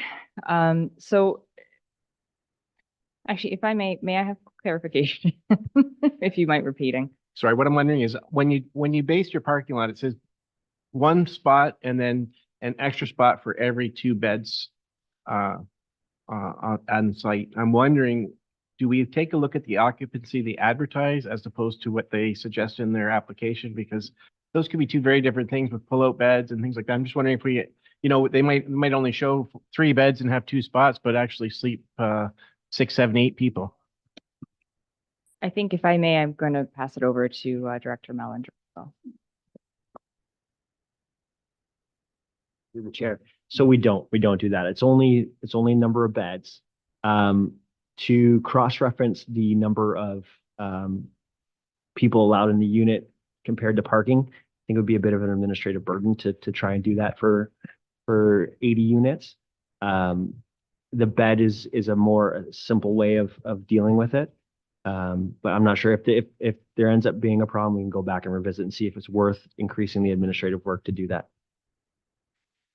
My apologies if I've given anybody a way around workaround at this point in time. My other question would be the annual renewal. Does that do you feel that would be easier to help us administer and work with that demerit point system? I feel that it would be, just especially when we do a 3-year. They might feel they can skirt the rules a little bit. I kind of like this 1-year renewal, and I think it gives us a little more opportunity to deal with the demerit points, and I understand they follow through from year over year until a 2-year time frame you had suggested. I'm wondering if there was any thought given to increased renewal fees for STRUs with demerit points. So I was wondering if there was any thought given to that. I know when I drive my car, if I get a lot of tickets, I pay a little more for insurance because of those demerit points on my license. I'm just wondering if there was any thought given to that when was looked at.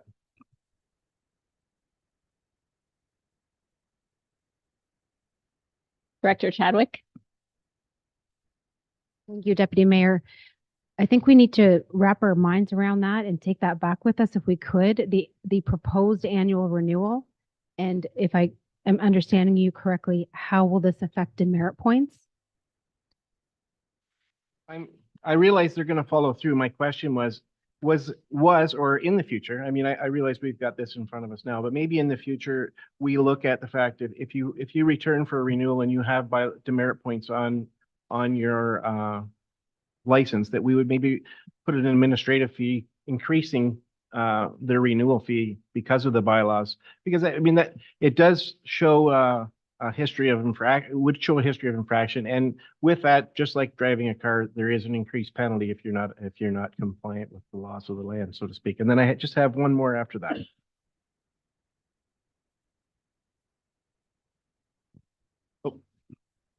Mayor Bondi, to Deputy Mayor Shepley's question. Those are some things that we didn't consider when we were just doing a 1-year renewal. But knowing that we have basically just 2 years or so until the renewals come up, that's something we'll take back and kind of will bring forward to council kind of a fee schedule. You see how sweet, I kind of knew I kind of threw that one on everybody. I just kind of thought of it while we were sitting through this one just now. And I want to, the last thing I want to encourage all our residents, you know, we do have the 1-800 number. Please use it. Please use the RAP. We need your help in identifying anybody who is trying to skirt the rules. Any little bit you can do to help us out with that, our bylaw would greatly appreciate it. Thank you, and I'll support this. Aaron, and then I'll get a motion on the table. Great, thanks through you, Mayor. Just referring to page 7 of the general regulations, I want to speak to the second point. Local contact must be available to respond and attend STR within 1 hour. And then the fourth point, which is the fifth point, which is STRU must be operating in a clean and sanitary condition and does not cause a nuisance or disturbance. I'm not sure how we're monitoring that, but I'm looking at the Airbnb platform, which seems to be one of the bigger ones. And in their overall ratings, cleanliness, accuracy, check-in, communication, location value. So point 2 in our regulations, attend within an hour would fall under communications on their overall rating. And then the last point on cleanliness would fall under their area of cleanliness. Probably know the answer to this, but just for the public and anyone else that's interested, do we have anything in our tools that if an STRU is in infraction of any of these things with regards to cleanliness or communications, do we have the abilities at all to pass that information up to the booking platforms like Airbnb or is that just a privacy thing that we can't do anything like that? Like, do we have the ability to say, to report our STRUs up to the Airbnb platforms and so on? Hello?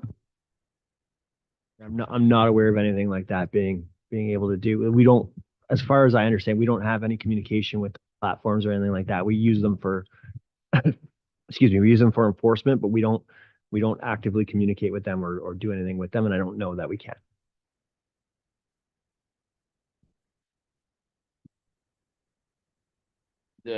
Just to go back on Mr. Malandruco's comment regarding the number of beds on the license, I have a question for Kevin Carter. Since we're doing monthly checks on the different platforms and stuff like that, does bylaw enforcement have the capabilities of monitoring the advertised sleeping capacity in comparison to what they're actually licensed for as far as the number of beds and their parking capabilities? I'm asking this because I don't want to see these places where they're only having 2 parking spots and then, you know, being capable of sleeping 12 and then overcrowding the neighborhood, the parking and everything. Do we have any way of monitoring that or addressing it through bylaw enforcement, Kevin?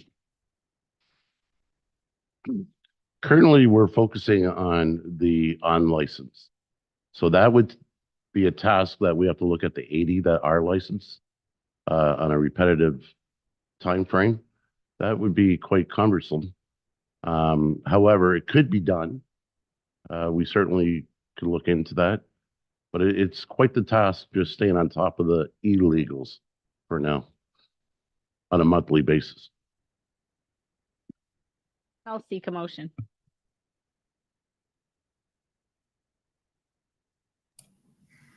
Thank you. Through you, Madam Mayor. I guess there's a couple points that I wanted to touch on. One was that if we're opening up this bylaw again and licensing fees, one of the things that I think we're missing is the municipal accommodation tax. I think that we should have some discussion around that and get that put in while we're doing this, since we're allowed to ask for it. I do believe we should be. The idea of when they were talking earlier about the continued use of these short-term rental units. You know, I don't want my uncle's brother's cottage they rented out in 1950 being able to get back into our laws.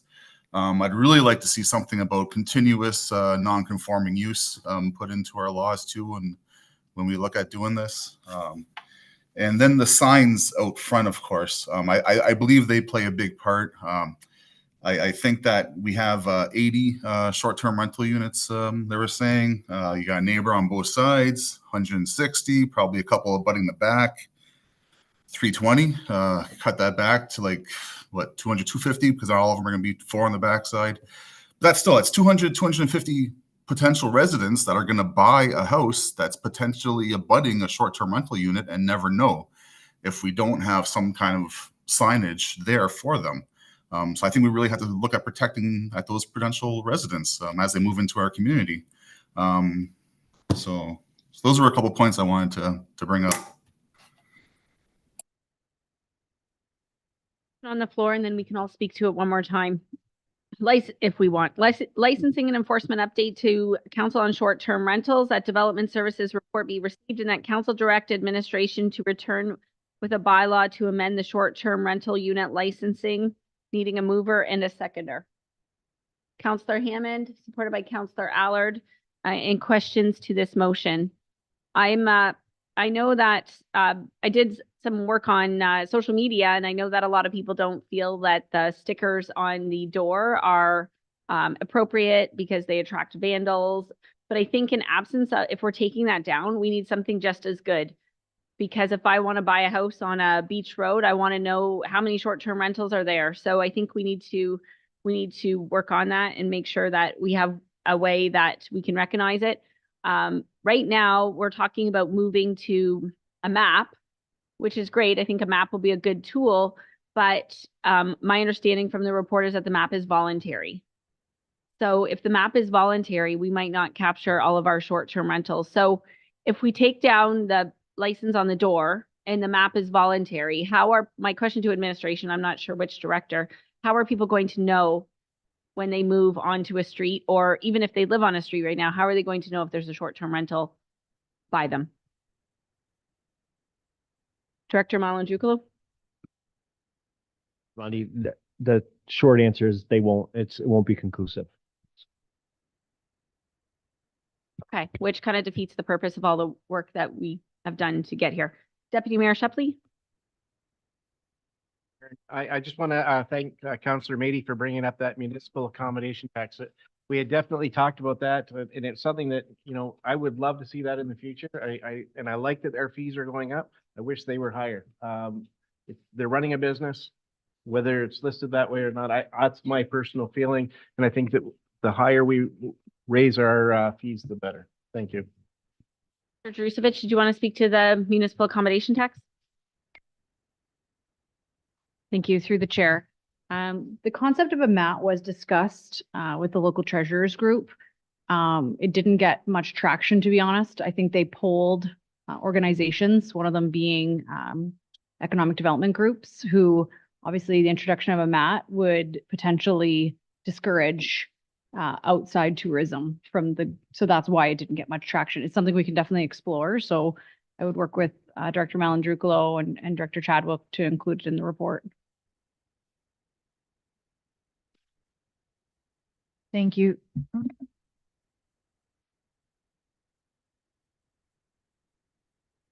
There we go.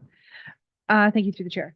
So, in regards to a map, maybe we can't do a direct, 222 Charles Street.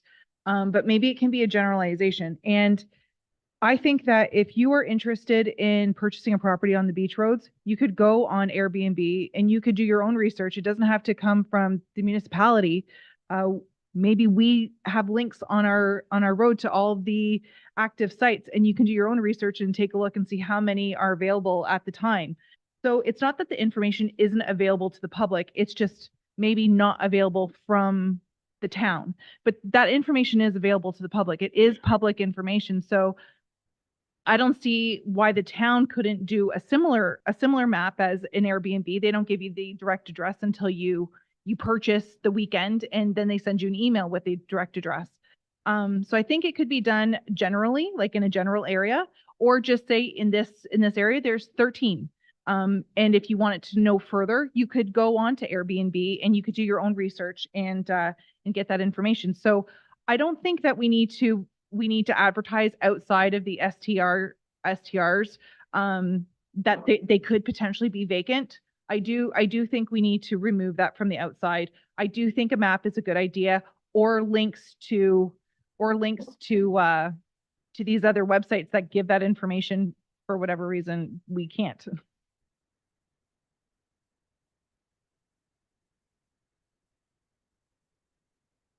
Councilor Garen.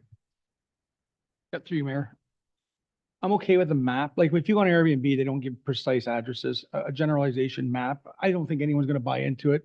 You might get the odd Airbnb that licensee that says, yeah, you can put my address on there. I got nothing to hide. But I think for the most part, if we follow what Airbnb is doing, I think if there's either we can or we can't.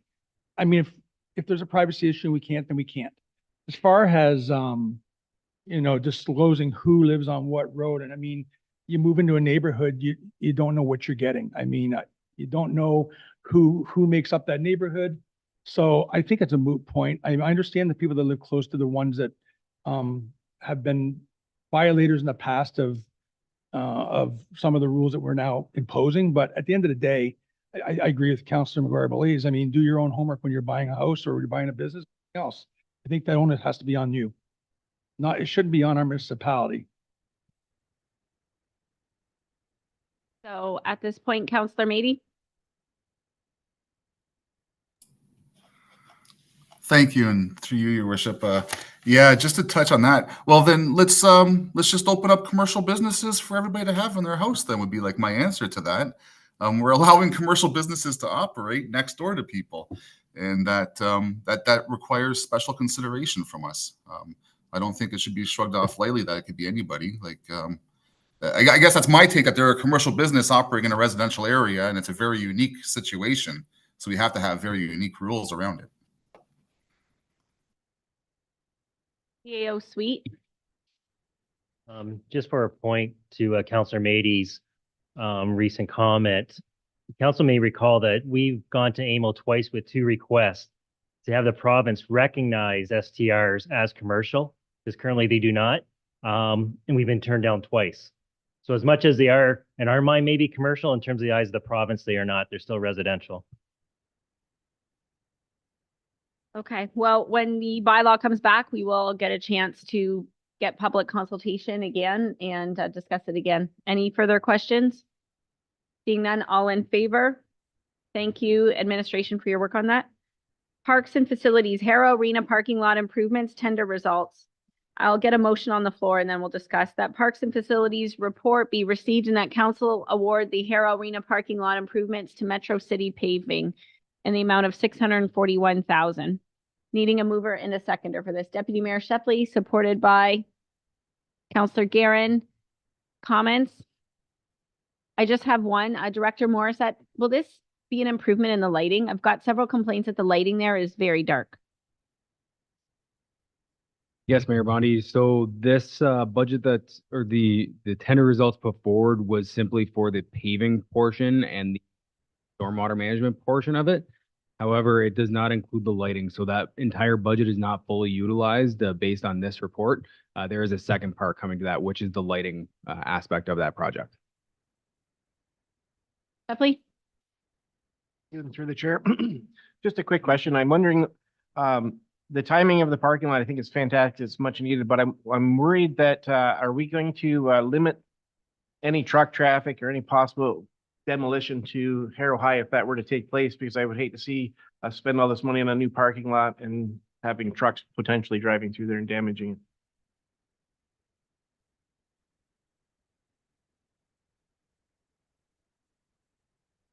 Apologies, Director Morissette. Through you, Mayor Bonnie. So that is going to be a much longer project than this is. We're looking at this in the very short term in the next few months, where the Harrow High School could be, we may not even have the RFP ready in the next.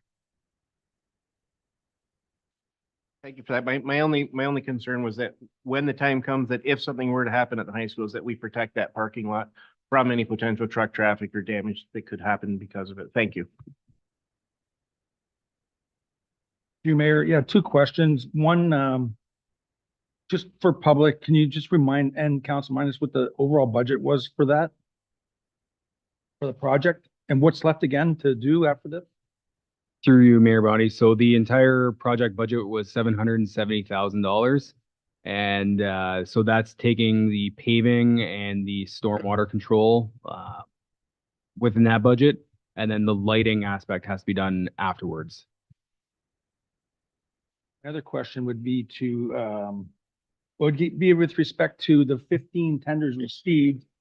1 disqualified, 3 qualified, leaving 9 that were basically non-qualified as well due to errors, and they're all the same error. Can you speak to that a little bit? It would be maybe Joe. Is that a problem with the form that's filling out? Is it too hard to fill out, or is it just coincidentally 9 mathematical errors in their addition? We have Manager Macbeth. You, Madam Mayor. The other 9 weren't excluded. It's just that the price that they submitted was so much higher than the bottom 3 that reviewing them for mathematical errors and that was not needed for this. We checked the 3 lowest, and since the math was correct, we just focused our report on that.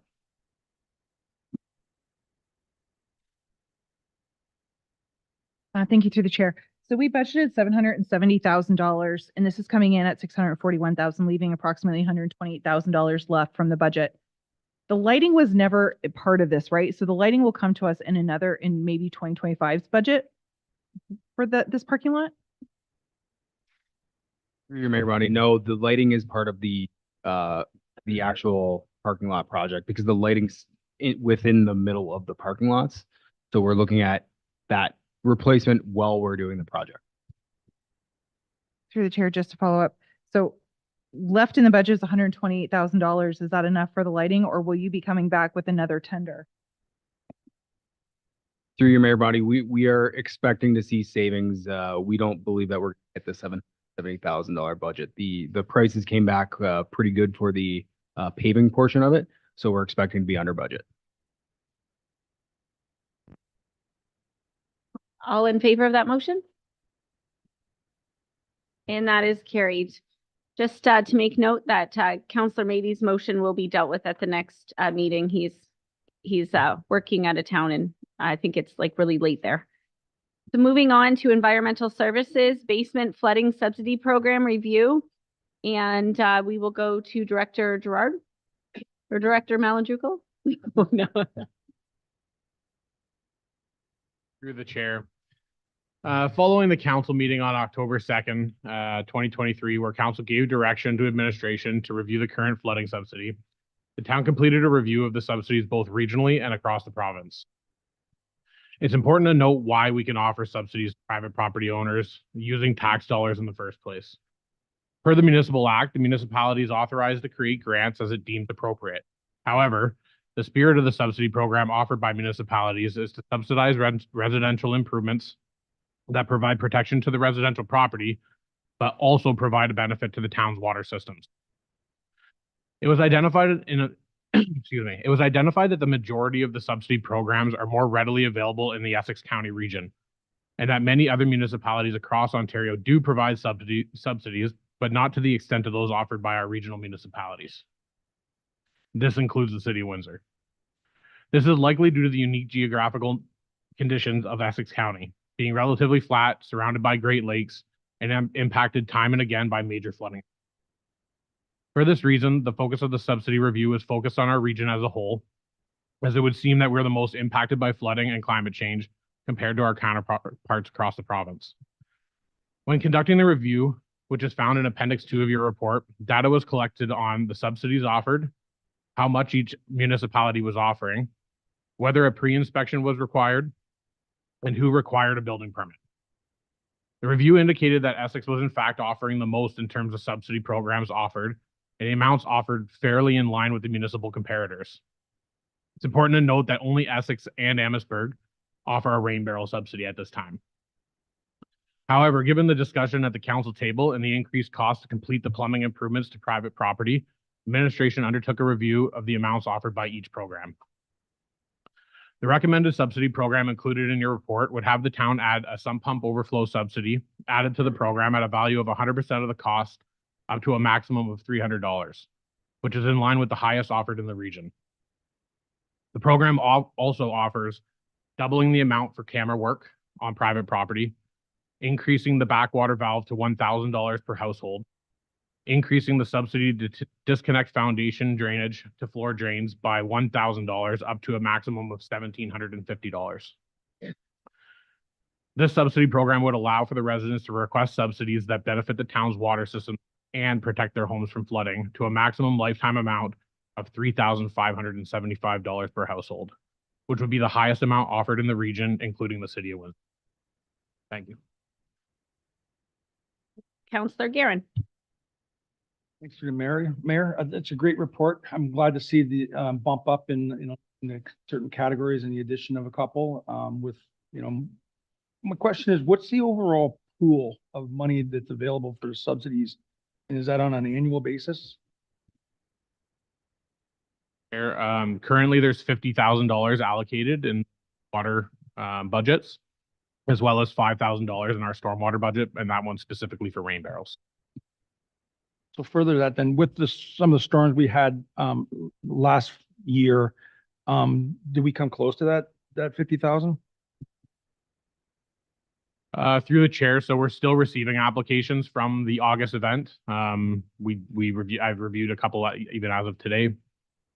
So we don't know that final dollar figure, but in 2023 alone, we did not hit that cap at all.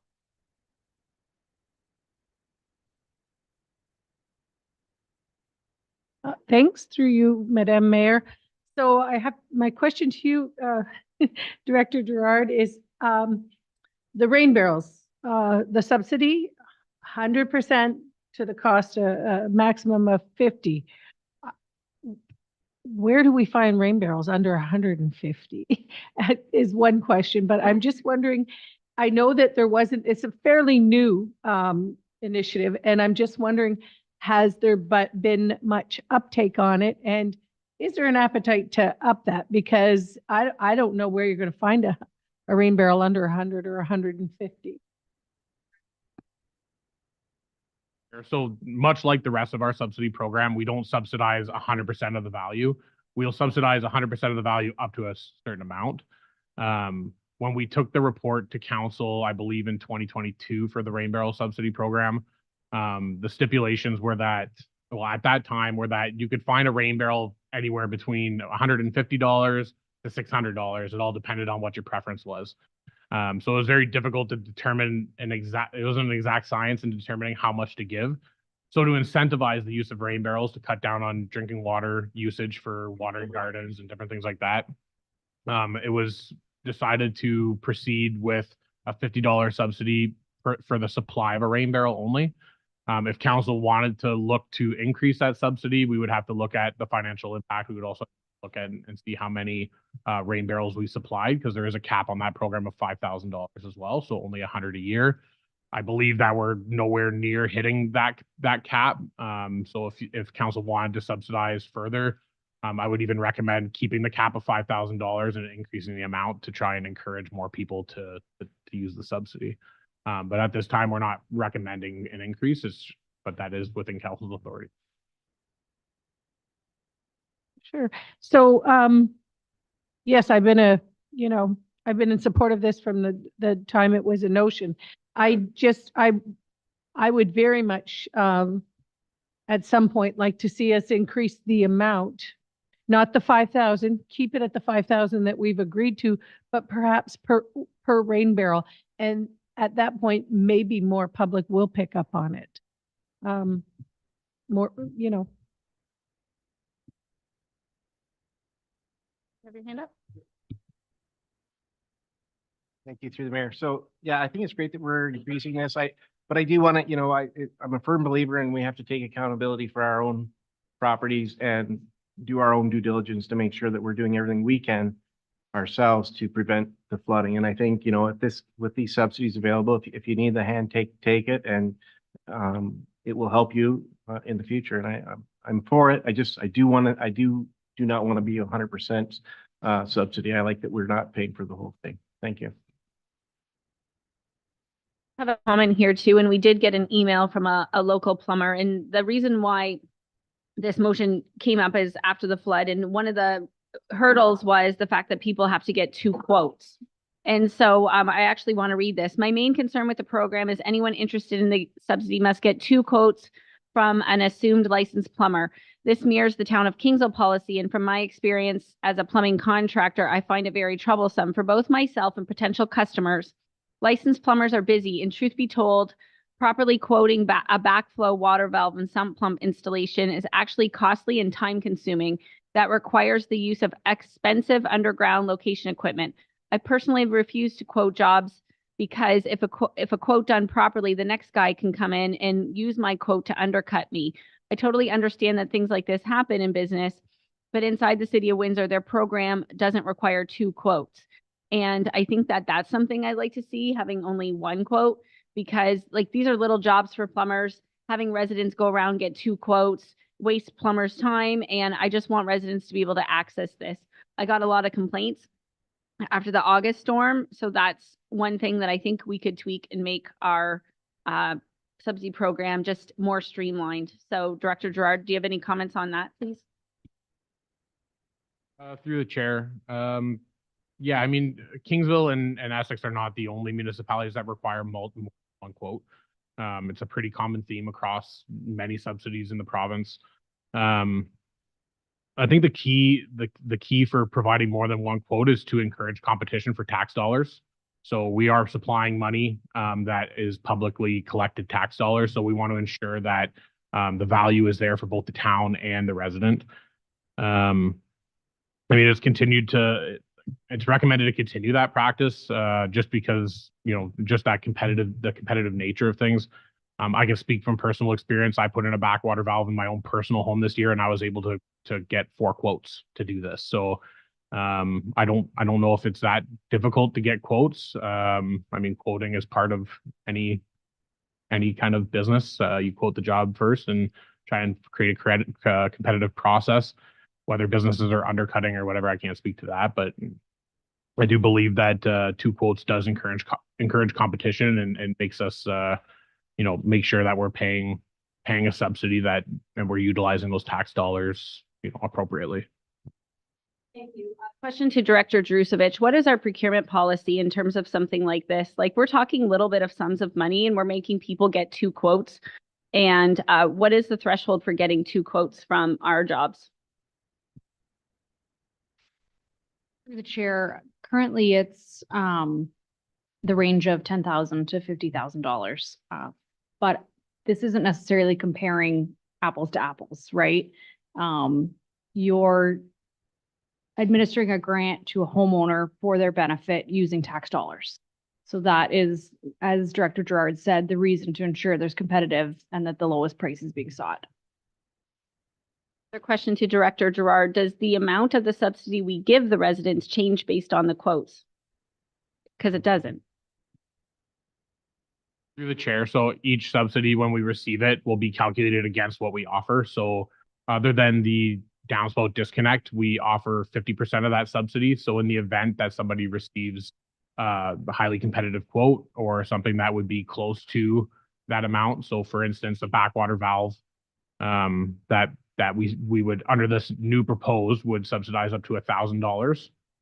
If somebody comes in and they have a $2,000 install or more, then it won't affect it. But if it's less than $2,000, then it will affect the subsidy offered by the town.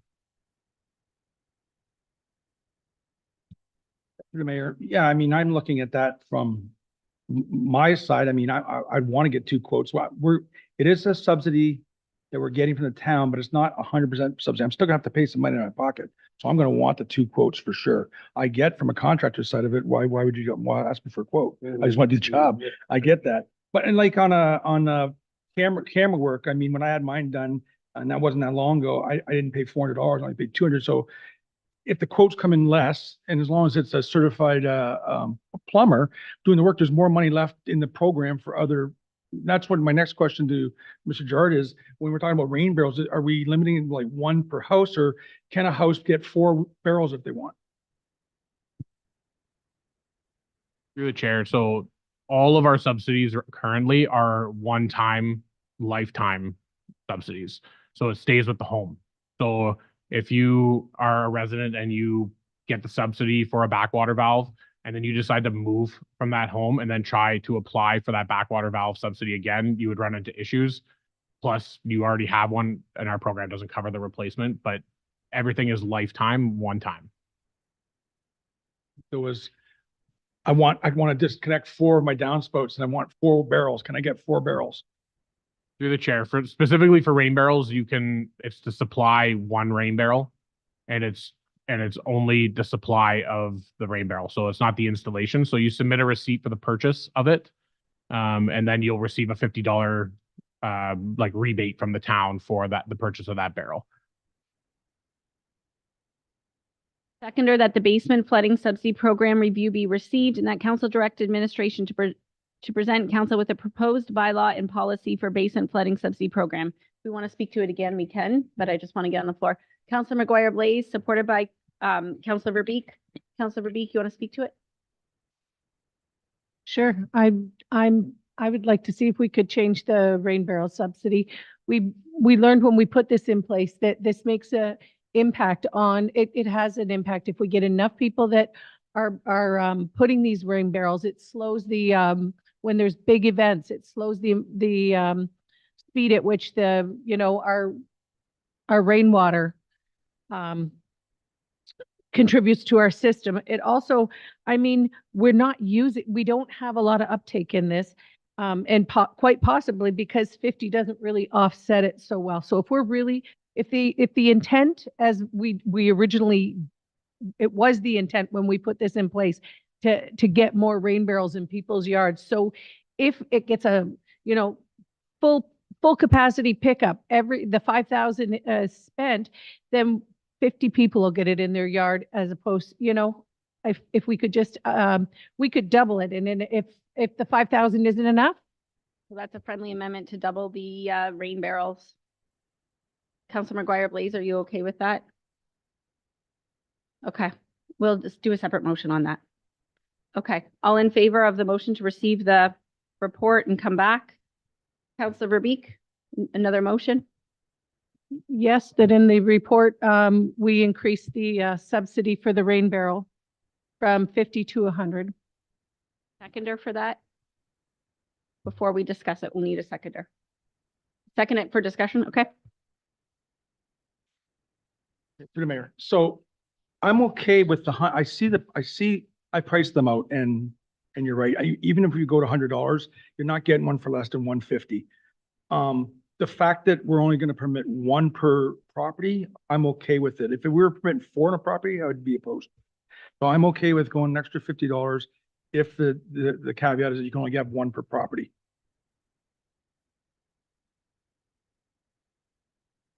You're not proposing to raise the total spent on rain barrels, just the amount per rain barrel. Okay. Out to some of the council members that weren't with us last term, that this was driven by the climate adaptation plan that the town adopted. That's how this came into the policy originally. Councillor McGuire, please. Thank you through the chair. So I'm not for increasing the amount that we're going to give for rain barrel, only because I think it's not being used because it's not aesthetically pleasing. I don't think it's not being used because the cost of them. I think it's the aesthetics of a rain barrel. So I don't think increasing the subsidy to $100 is going to make people go out and buy rain barrels. I certainly wouldn't for my own home. And I don't think that you can go to Canadian Tire, I just looked it up, it's $119. So we're basically going to cover the entire cost of a rain barrel for a resident. If you can't invest $50 in yourself, in your home, to prevent you from flooding, I don't think that's on me as a taxpayer or the rest of your neighbors because you can't invest the $50. I think a subsidy is there to help you out. It shouldn't be the entire cost. We shouldn't have to pay the entire cost of it. I think that if we were using the whole $5,000, I think that'd be a different story. But because we're not using it and because we want to encourage people to use rainwater for their gardens and not rely on municipal tap water for their gardens, I think this is an easy win to fit in our climate adaptation plan. Okay, all in favor? Opposed? And that is carried. I am going to just pass the gavel to our deputy mayor as I need to use the facilities real quick. And we're on decorative crosswalk policy. I'll let you, sorry, I have no choice.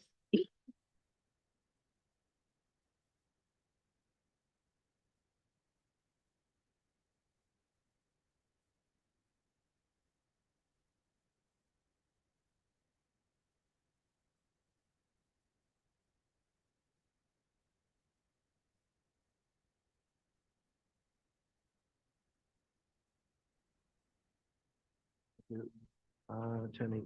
Looking for a motion that operations report number 2024-01 entitled Decorative Crosswalk Policy prepared by Norma Nucio, Manager of Operations and Drainage, dated March 4th, 2024, be received, and that council adopt infrastructure service policy number 065 titled Decorative Crosswalk. I need a mover and a second. Moved by Councillor Guerin, seconded by Councillor Hammond. Any questions? Seeing none, all in favor? And that carries. Okay. Decorative crosswalk. I'm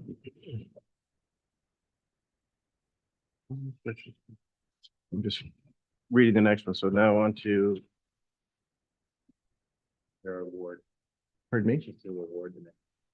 You know what? Mayor Bondi's back, so I will pass the gavel. I read slow enough that I could pass it back to you. Okay, we're on this.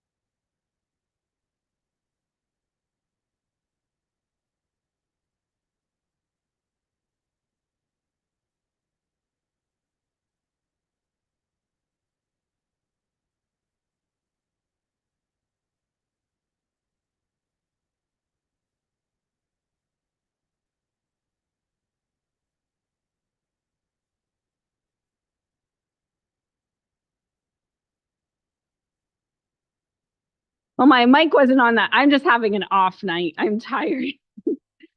Sorry. I'll repeat that again for our listening audience. Masaccio Drive stormwater review, needing a mover and a seconder that the Capital Works Asset Management report be received. Seconder.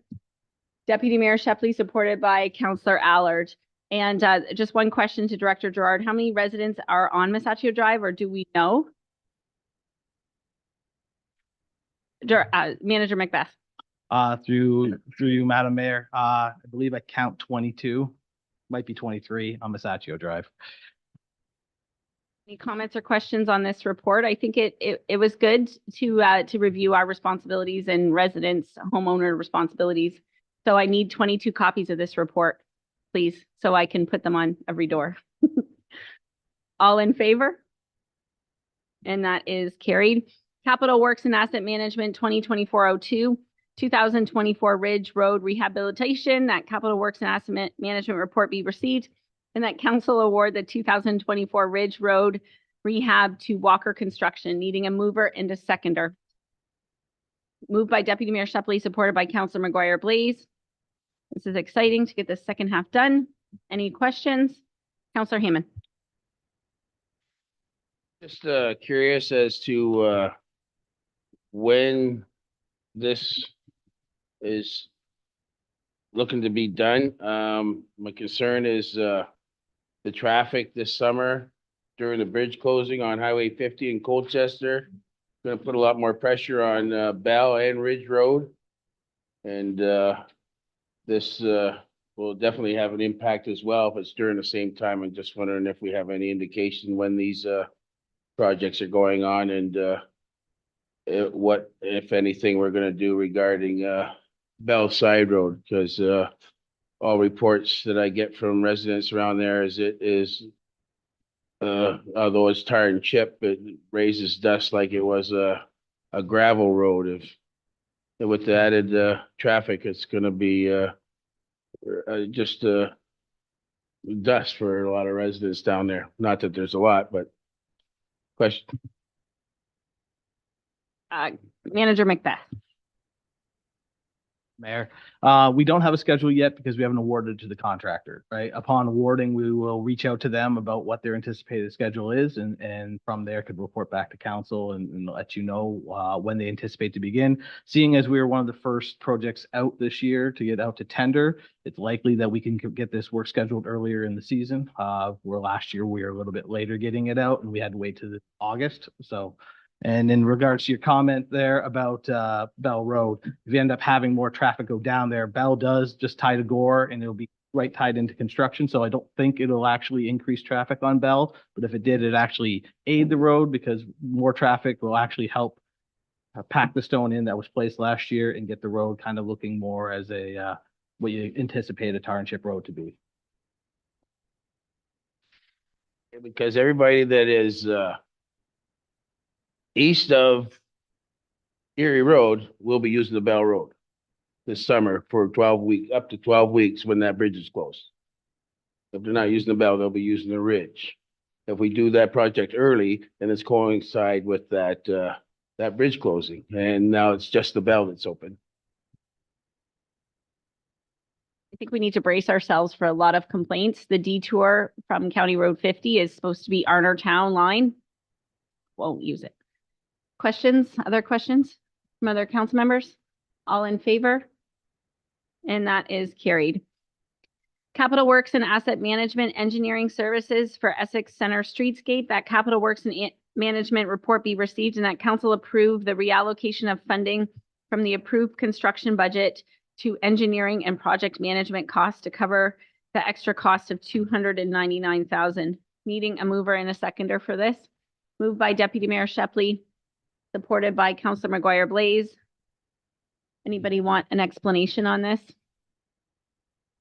Director Gerard? Director Malandrucolo?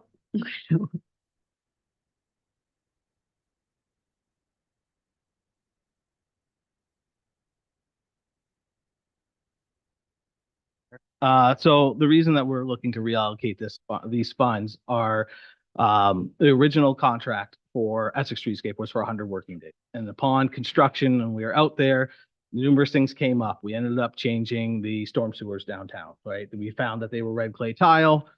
We didn't want to leave those in place, so that took working days. We also never, why we assigned the 100-day working count was not including the water main that was down on Victoria Street. So the 100 working days was just for the non-provisional work. So when we added those provisional works, we should have at that time allocated additional funds to Stantec to cover the extra working days for that. We also, when we were constructing, found the old streetcar, foundation. And because we were cutting the water main through it, instead of leaving 2 pieces of concrete on either side, we decided it was best for the structure of the road to remove it, add granular, recompact it. All these things added additional working days into the contract. So Stantec has a fee, and the working day count increased, so we have to pay them for their work, and we still need them on site to complete the supervision and contract administration. So because even with those works, we save money in other areas, so we have a decent contingency, so we have the room in there to pay them through the contingency, as well as still have room at the end if we need additional funds as we work on Victoria Avenue to complete the trail and asphalt. Any questions? Councilor McGuire, please. Thank you through the chair. I'm not sure who wants to answer my question, but when can we expect Victoria to get started, and how long do we expect it to last construction-wise before it's finished? Madam Mayor. So we are anticipating the contractor to go out around mid-April, right? Asphalt plants tend to open around that time, and since you're only looking about maybe 2 weeks to excavate for the trail and get it ready for asphalt, they'll probably start somewhere early to mid-April, that they'll go out there to start that work, and then they'll pave it, and then they'll road. I think the road will be about an additional, week and a half, 2 weeks, because there's so many base repairs that we need to make. So somewhere along about a month to 5 weeks. Obviously, weather at that time of year, we get lots of rain days, so I can't give an exact time, but I would think somewhere in the 4 to 6 week range that they start around early April. They should be done sometime near the mid to end of May. Favor? And that is carried. Reports from our youth members. Woo, we waited all night for this. Just a small one tonight through you, Madam Mayor, but today the girls hockey team at Essex District High School went on to their SWASA match against Lambden, and they were champions today. So a big congratulations to them on their athletic endeavors. Very similar to Collins, but that was actually the first time in history that they won SWASA, so good for them. And many of the swimmers from Essex High are gone to also compete at OFSA this weekend, so good luck to them as well. You're going to spill some tea on the Kingsville High School name, but no, I'm joking. On that, unfortunately. Okay, County Council update. Deputy Mayor Shepley. Mayor, I'll give the cliff notes. I know this meeting's running a bit late.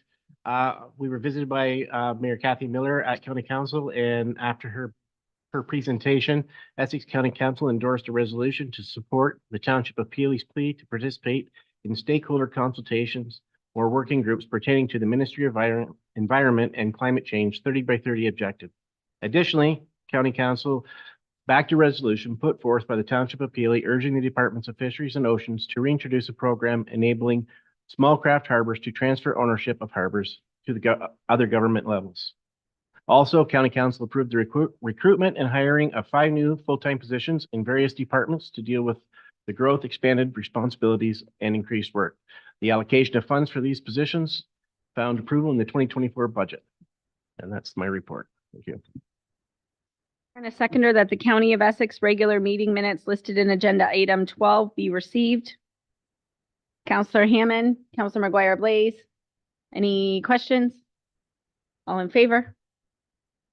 And that is carried. Correspondence to be received. Looking for a motion that we receive all the correspondence in 13.1 and that we can pull out any after if so desired.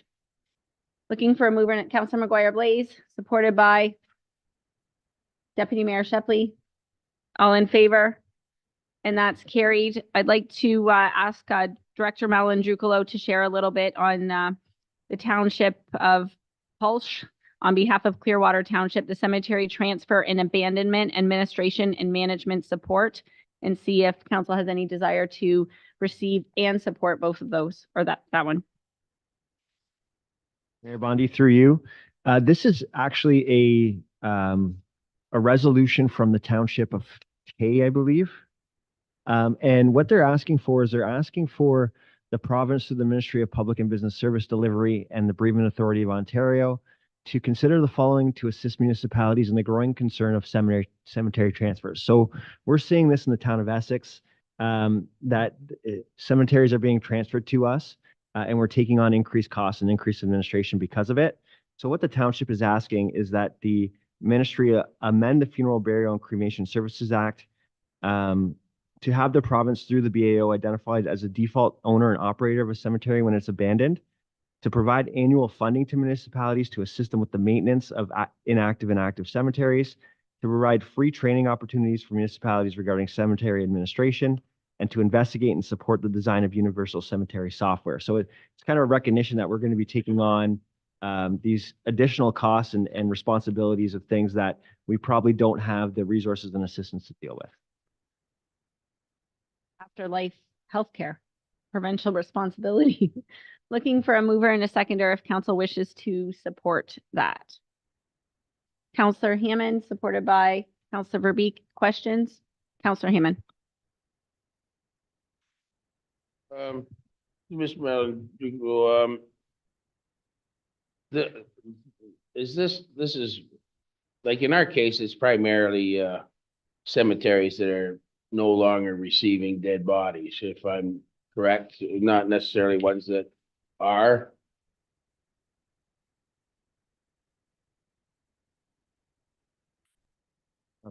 From my understanding, that is the case, but also if a church or an organization decides that they can no longer fund the cemetery, it gets left to the municipality. So whenever a cemetery is abandoned, there's nowhere else for it to go but to the municipality. So it's any abandoned cemetery.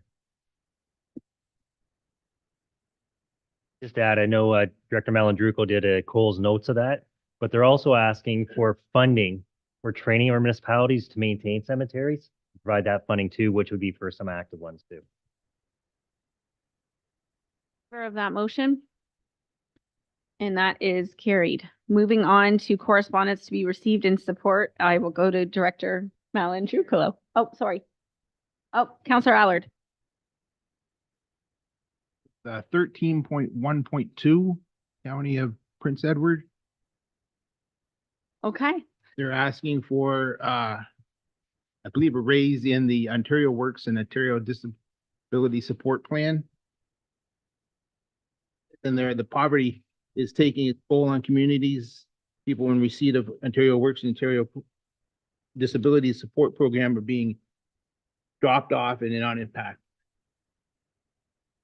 Thank you, Councillor Allard. So moved by Councillor Allard that we receive in support, supported by Councillor Verbeek. So Councillor Allard, do you want us to send it back to everybody who's initially on it? Okay. Any further questions from members of council? All in favor? And that is carried unanimously. Correspondence to be received for receive and support, Director Malandruco. That the correspondence from the Canadian Amyloidosis Support Network asking council to consider proclaiming Amyloidosis Awareness Month in the town of Essex be received or received and supported. And if supported, that council proclaim the month of March 2024 as Amyloidosis Awareness Month in the town of Essex by adopting the following resolution. Whereas March is Amyloidosis Awareness Month, a month dedicated to raising awareness, funding research, and supporting those living with amyloidosis and their loved ones. Whereas amyloidosis is a group of diseases that occurs when an abnormal protein known as amyloid builds up in the tissues and organs of the body. Left untreated, the disease can result in an organ failure and can be fatal. Whereas amyloidosis can mimic the signs and symptoms of more common medical conditions, and the disease can be challenging to diagnose. Whereas amyloidosis often affects people who are older and middle-aged. However, younger people have been diagnosed with this disease. Whereas some of the signs and symptoms of amyloidosis can include shortness of breath, weight loss, fatigue, swelling in the ankles and legs, numbness in the hands and feet, foamy urine, carpal tunnel syndrome, bruising around the eyes, and an enlarged tongue. Whereas early diagnosis can lead to better outcomes for both patients and their families, and whereas raising awareness about the amyloidosis diseases, including hereditary and non-hereditary forms of the disease, can contribute to the building of healthier communities across Canada. That we adopt that proclamation. Councillor Verbeek, Councillor Allard, all in favor? And that is carried. Therefore, be it resolved that I, Sherry Bondi, Mayor of the Town of Essex, do by proclaim March 24th as Amyloidosis Awareness Month to support the Canadian Amyloidosis Support Network in promoting public awareness about the disease throughout the community. All right, 13.2.2 Windsor Essex County Health Unit. Mayor Bondi, through you, that the correspondence from the Windsor Essex County Health Unit asking council to consider proclaiming March 24, 2024. Oh, sorry. I'm going to start at the whereas, my fault. Whereas tuberculosis is a disease caused by bacteria called Mycobacterium tuberculosis, which can lead to either TB infection or active TB disease. Active TB disease occurs when bacteria multiply, causing damage to the lungs or other parts of the body, such as the brain, lymph nodes, or kidneys. People with active TB disease may pass the bacteria to others by coughing, speaking, or saliva, and the TB bacteria enters the body through the air you breathe. People with TB infection do not have symptoms and cannot spread the bacteria to others, but are at a risk of developing active TB disease later. Without proper treatment, TB infection can turn into active TB disease and cause severe illness or even death. Whereas common symptoms of TB include coughing that lasts for 3 or more weeks, chest pain or pain with breathing or coughing, loss of appetite, chills, unintentional weight loss, fatigue, night sweats, fever, and coughing of blood. TB can affect anyone regardless of age, gender, ethnicity, or race, but some people are at a greater risk, such as those in close contact with a person with infectious TB.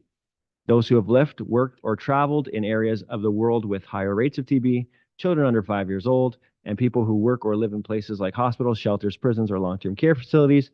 Certain factors can increase the risk of developing active TB disease, including HIV and AIDS, substance abuse, diabetes, chronic kidney disease, cigarette smoking, and treatment with medication such as corticosteroids or biological anti-inflammatory drugs. Whereas 10 million people around the world become sick from TB and around 1.5 million people die every year, making TB one of the top 10 causes of death worldwide.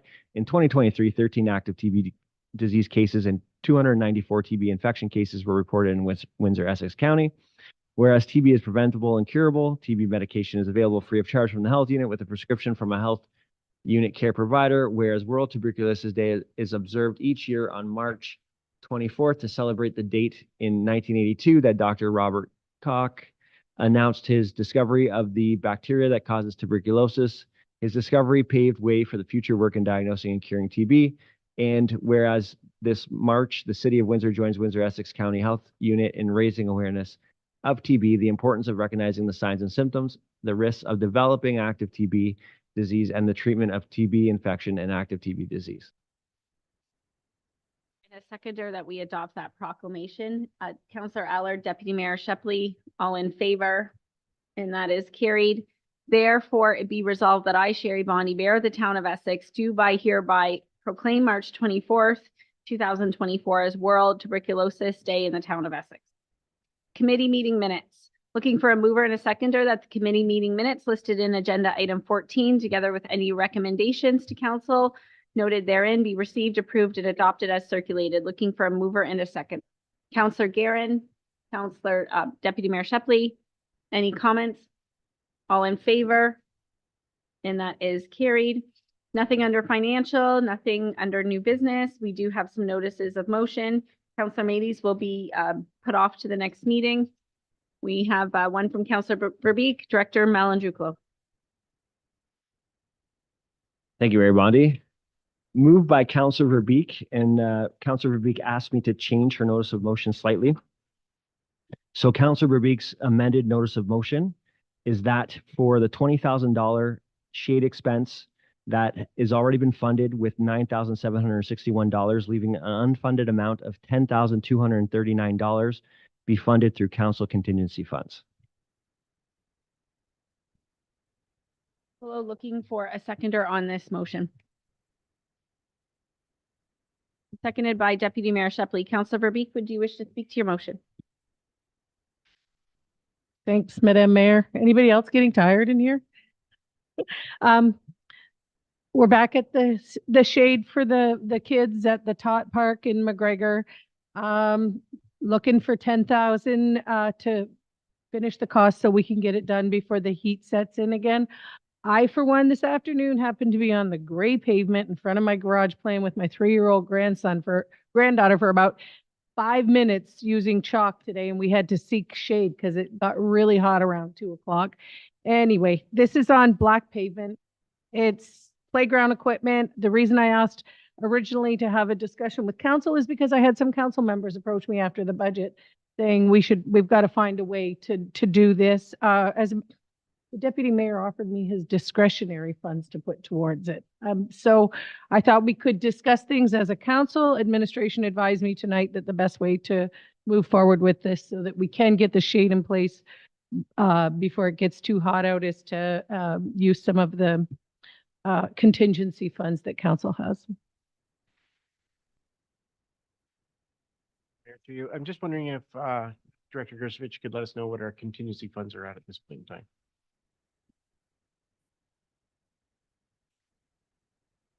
Through the chair, so with 2024 being a new year, there is a full project budget available of $25,000 for the council contingency project. Council also has their discretionary funds, which Councilor Verbeek mentioned. Under the policy, councilors can contribute in combination up to $2,800 from that source as well, $1,000 max per councilor.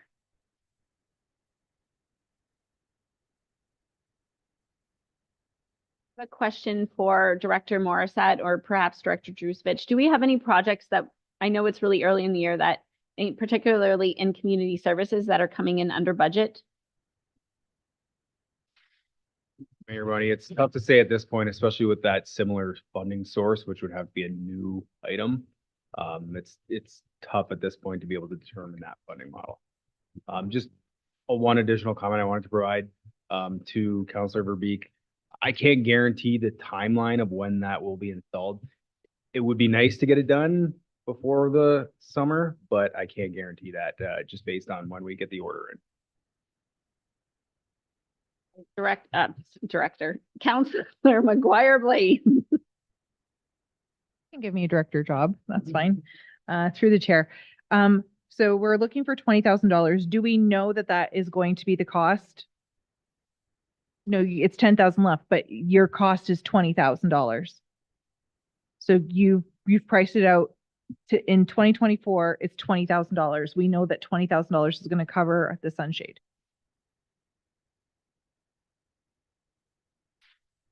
Through you, Mayor Bondi, we had the quote done in, I think it was September, October of last year. We're confident that that would still be applicable. And even if it wasn't, we could adjust the sizing of the canopy that we did get quoted to be slightly smaller to be able to fit within the budget. So through the chair, I would like to give you some of my funds as well to go towards the sunshade. And I think that we can use our contingency fund to give McGregor a sunshade at their park. Councilor Verbeek. I did want to point out, especially to that 50,000 was the amount of the council contingency fund for many years, and it wasn't getting used. We as a council decided to bump it down to 25,000 because we weren't using it up. I think that we should be able to take the 10,239 out of the contingency fund, and then in the future, we'll have our discretionary funds to use when and where it's needed. But I appreciate that from my fellow councilors. Director Drusevich. Totally council's decision. I would just ask for friendly amendment to the notice of motion if council wish to use the discretionary instead of that. It's totally council's choice. Yeah. Director Drusevich, there's no way Friends of the McGregor Library can come forward and use the community partnership fund to save our council contingency fund. I'm just thinking out of the box because I have no problem using the council contingency fund, but I know we still have some money left in our community partnership fund. So is that all an option anyway? I really want to get this sunshade. We should have frankly done it in budget somehow. We should have found a way to get this money in budget. I'm embarrassed that we didn't because it's hot there and it makes a lot of sense. Through the chair, I don't know that organization. They would have to go through the application process. That would be a time, they'd have to be willing to go through the application process. We would then arrange a finance committee. So I estimate it would add another 2 months at least to the process. Councilor Verbeek. Trying to think a little bit outside the box, but that to me likens asking the community to fundraise. I mean, then we're asking a group to come forward and ask for money from the town. I'm hoping that the rest of council will just support the use of the contingency fund. All in favor? Opposed? None? It's carried unanimously. Good job. Director Malandrucolo. Mayor Bondi, through you, the following notice of motion is being presented this evening and will be brought forward for council's consideration at the March 18, 2024 regular council meeting. Moved by Mayor Bondi that council direct administration to review the development standards manual, including a review of the following items and provide a summary of what other towns are doing for the items. 1, the use of V-curb and barrier curbs. 2, the use of water pipes used by the municipality, for example, plastic versus copper. 3, maintenance period in the town of Essex. And 4, use of surety bonds in both commercial and residential development. Moving on to reports and announcements from council members. I don't remember where we started. So we'll go to Councillor McGuire Blaze and we'll come this way. Thank you through the chair. So the Essex BIA is going to be kicking off the spring season by hosting a hop and shop in the downtown Essex on Thursday, March the 28th. So our businesses are being encouraged to stay open later, offer giveaways, special sales to try to enhance shoppers for the spring season.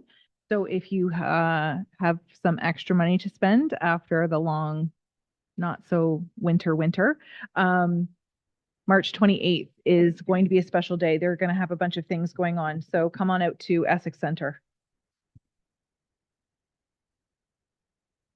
Nothing to report today. Thank you.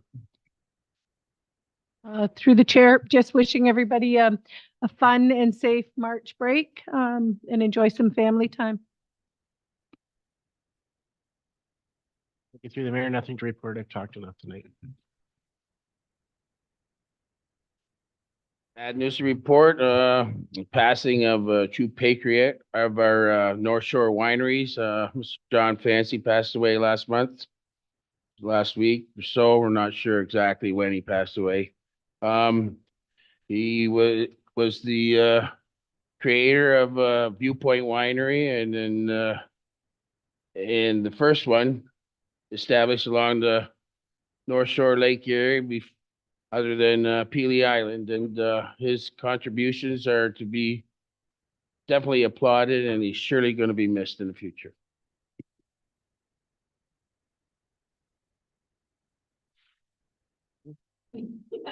Thanks, Mayor. So last week, Nicole Atkinson from the Essex Fun Fest Committee attended the Festival Events Ontario annual conference in Niagara Falls, and we actually received the award, the Fun Fest. We were awarded top 100 festival in Ontario and top 25 in our category of festivals. I think it's the first time since I can remember in a long time that we've been awarded. Maybe even since 2012, they've been tracking it. We haven't won it. So it's an awesome award, and it's a testament to our committee members who have been doing a great job. I want to thank Jake and his team for putting together the application, and it's a great thing for the town of Essex. Keep moving the festival forward. Thanks. Exciting. Bylaws to require a third and final reading. Bylaw 2311 being a bylaw to confirm the proceedings of the February 20th regular council meeting. Needing a bylaw or needing a mover and a seconder to be read a third and finally passed on March 4th. Moved by Councillor Verbeek, supported by Deputy Mayor Shepley. All in favor, and that is carried. Bylaws requiring a first and second reading. Bylaw 2314 being a bylaw to confirm the proceedings of the March regular council meeting, needing a mover and a seconder. Moved by Councillor McGuire Blaze, supported by Councillor Allard. All in favor, and that is carried. Needing a motion to adjourn. Councillor Hammond, Councillor Guerin, all in favor. Thank you for joining us tonight.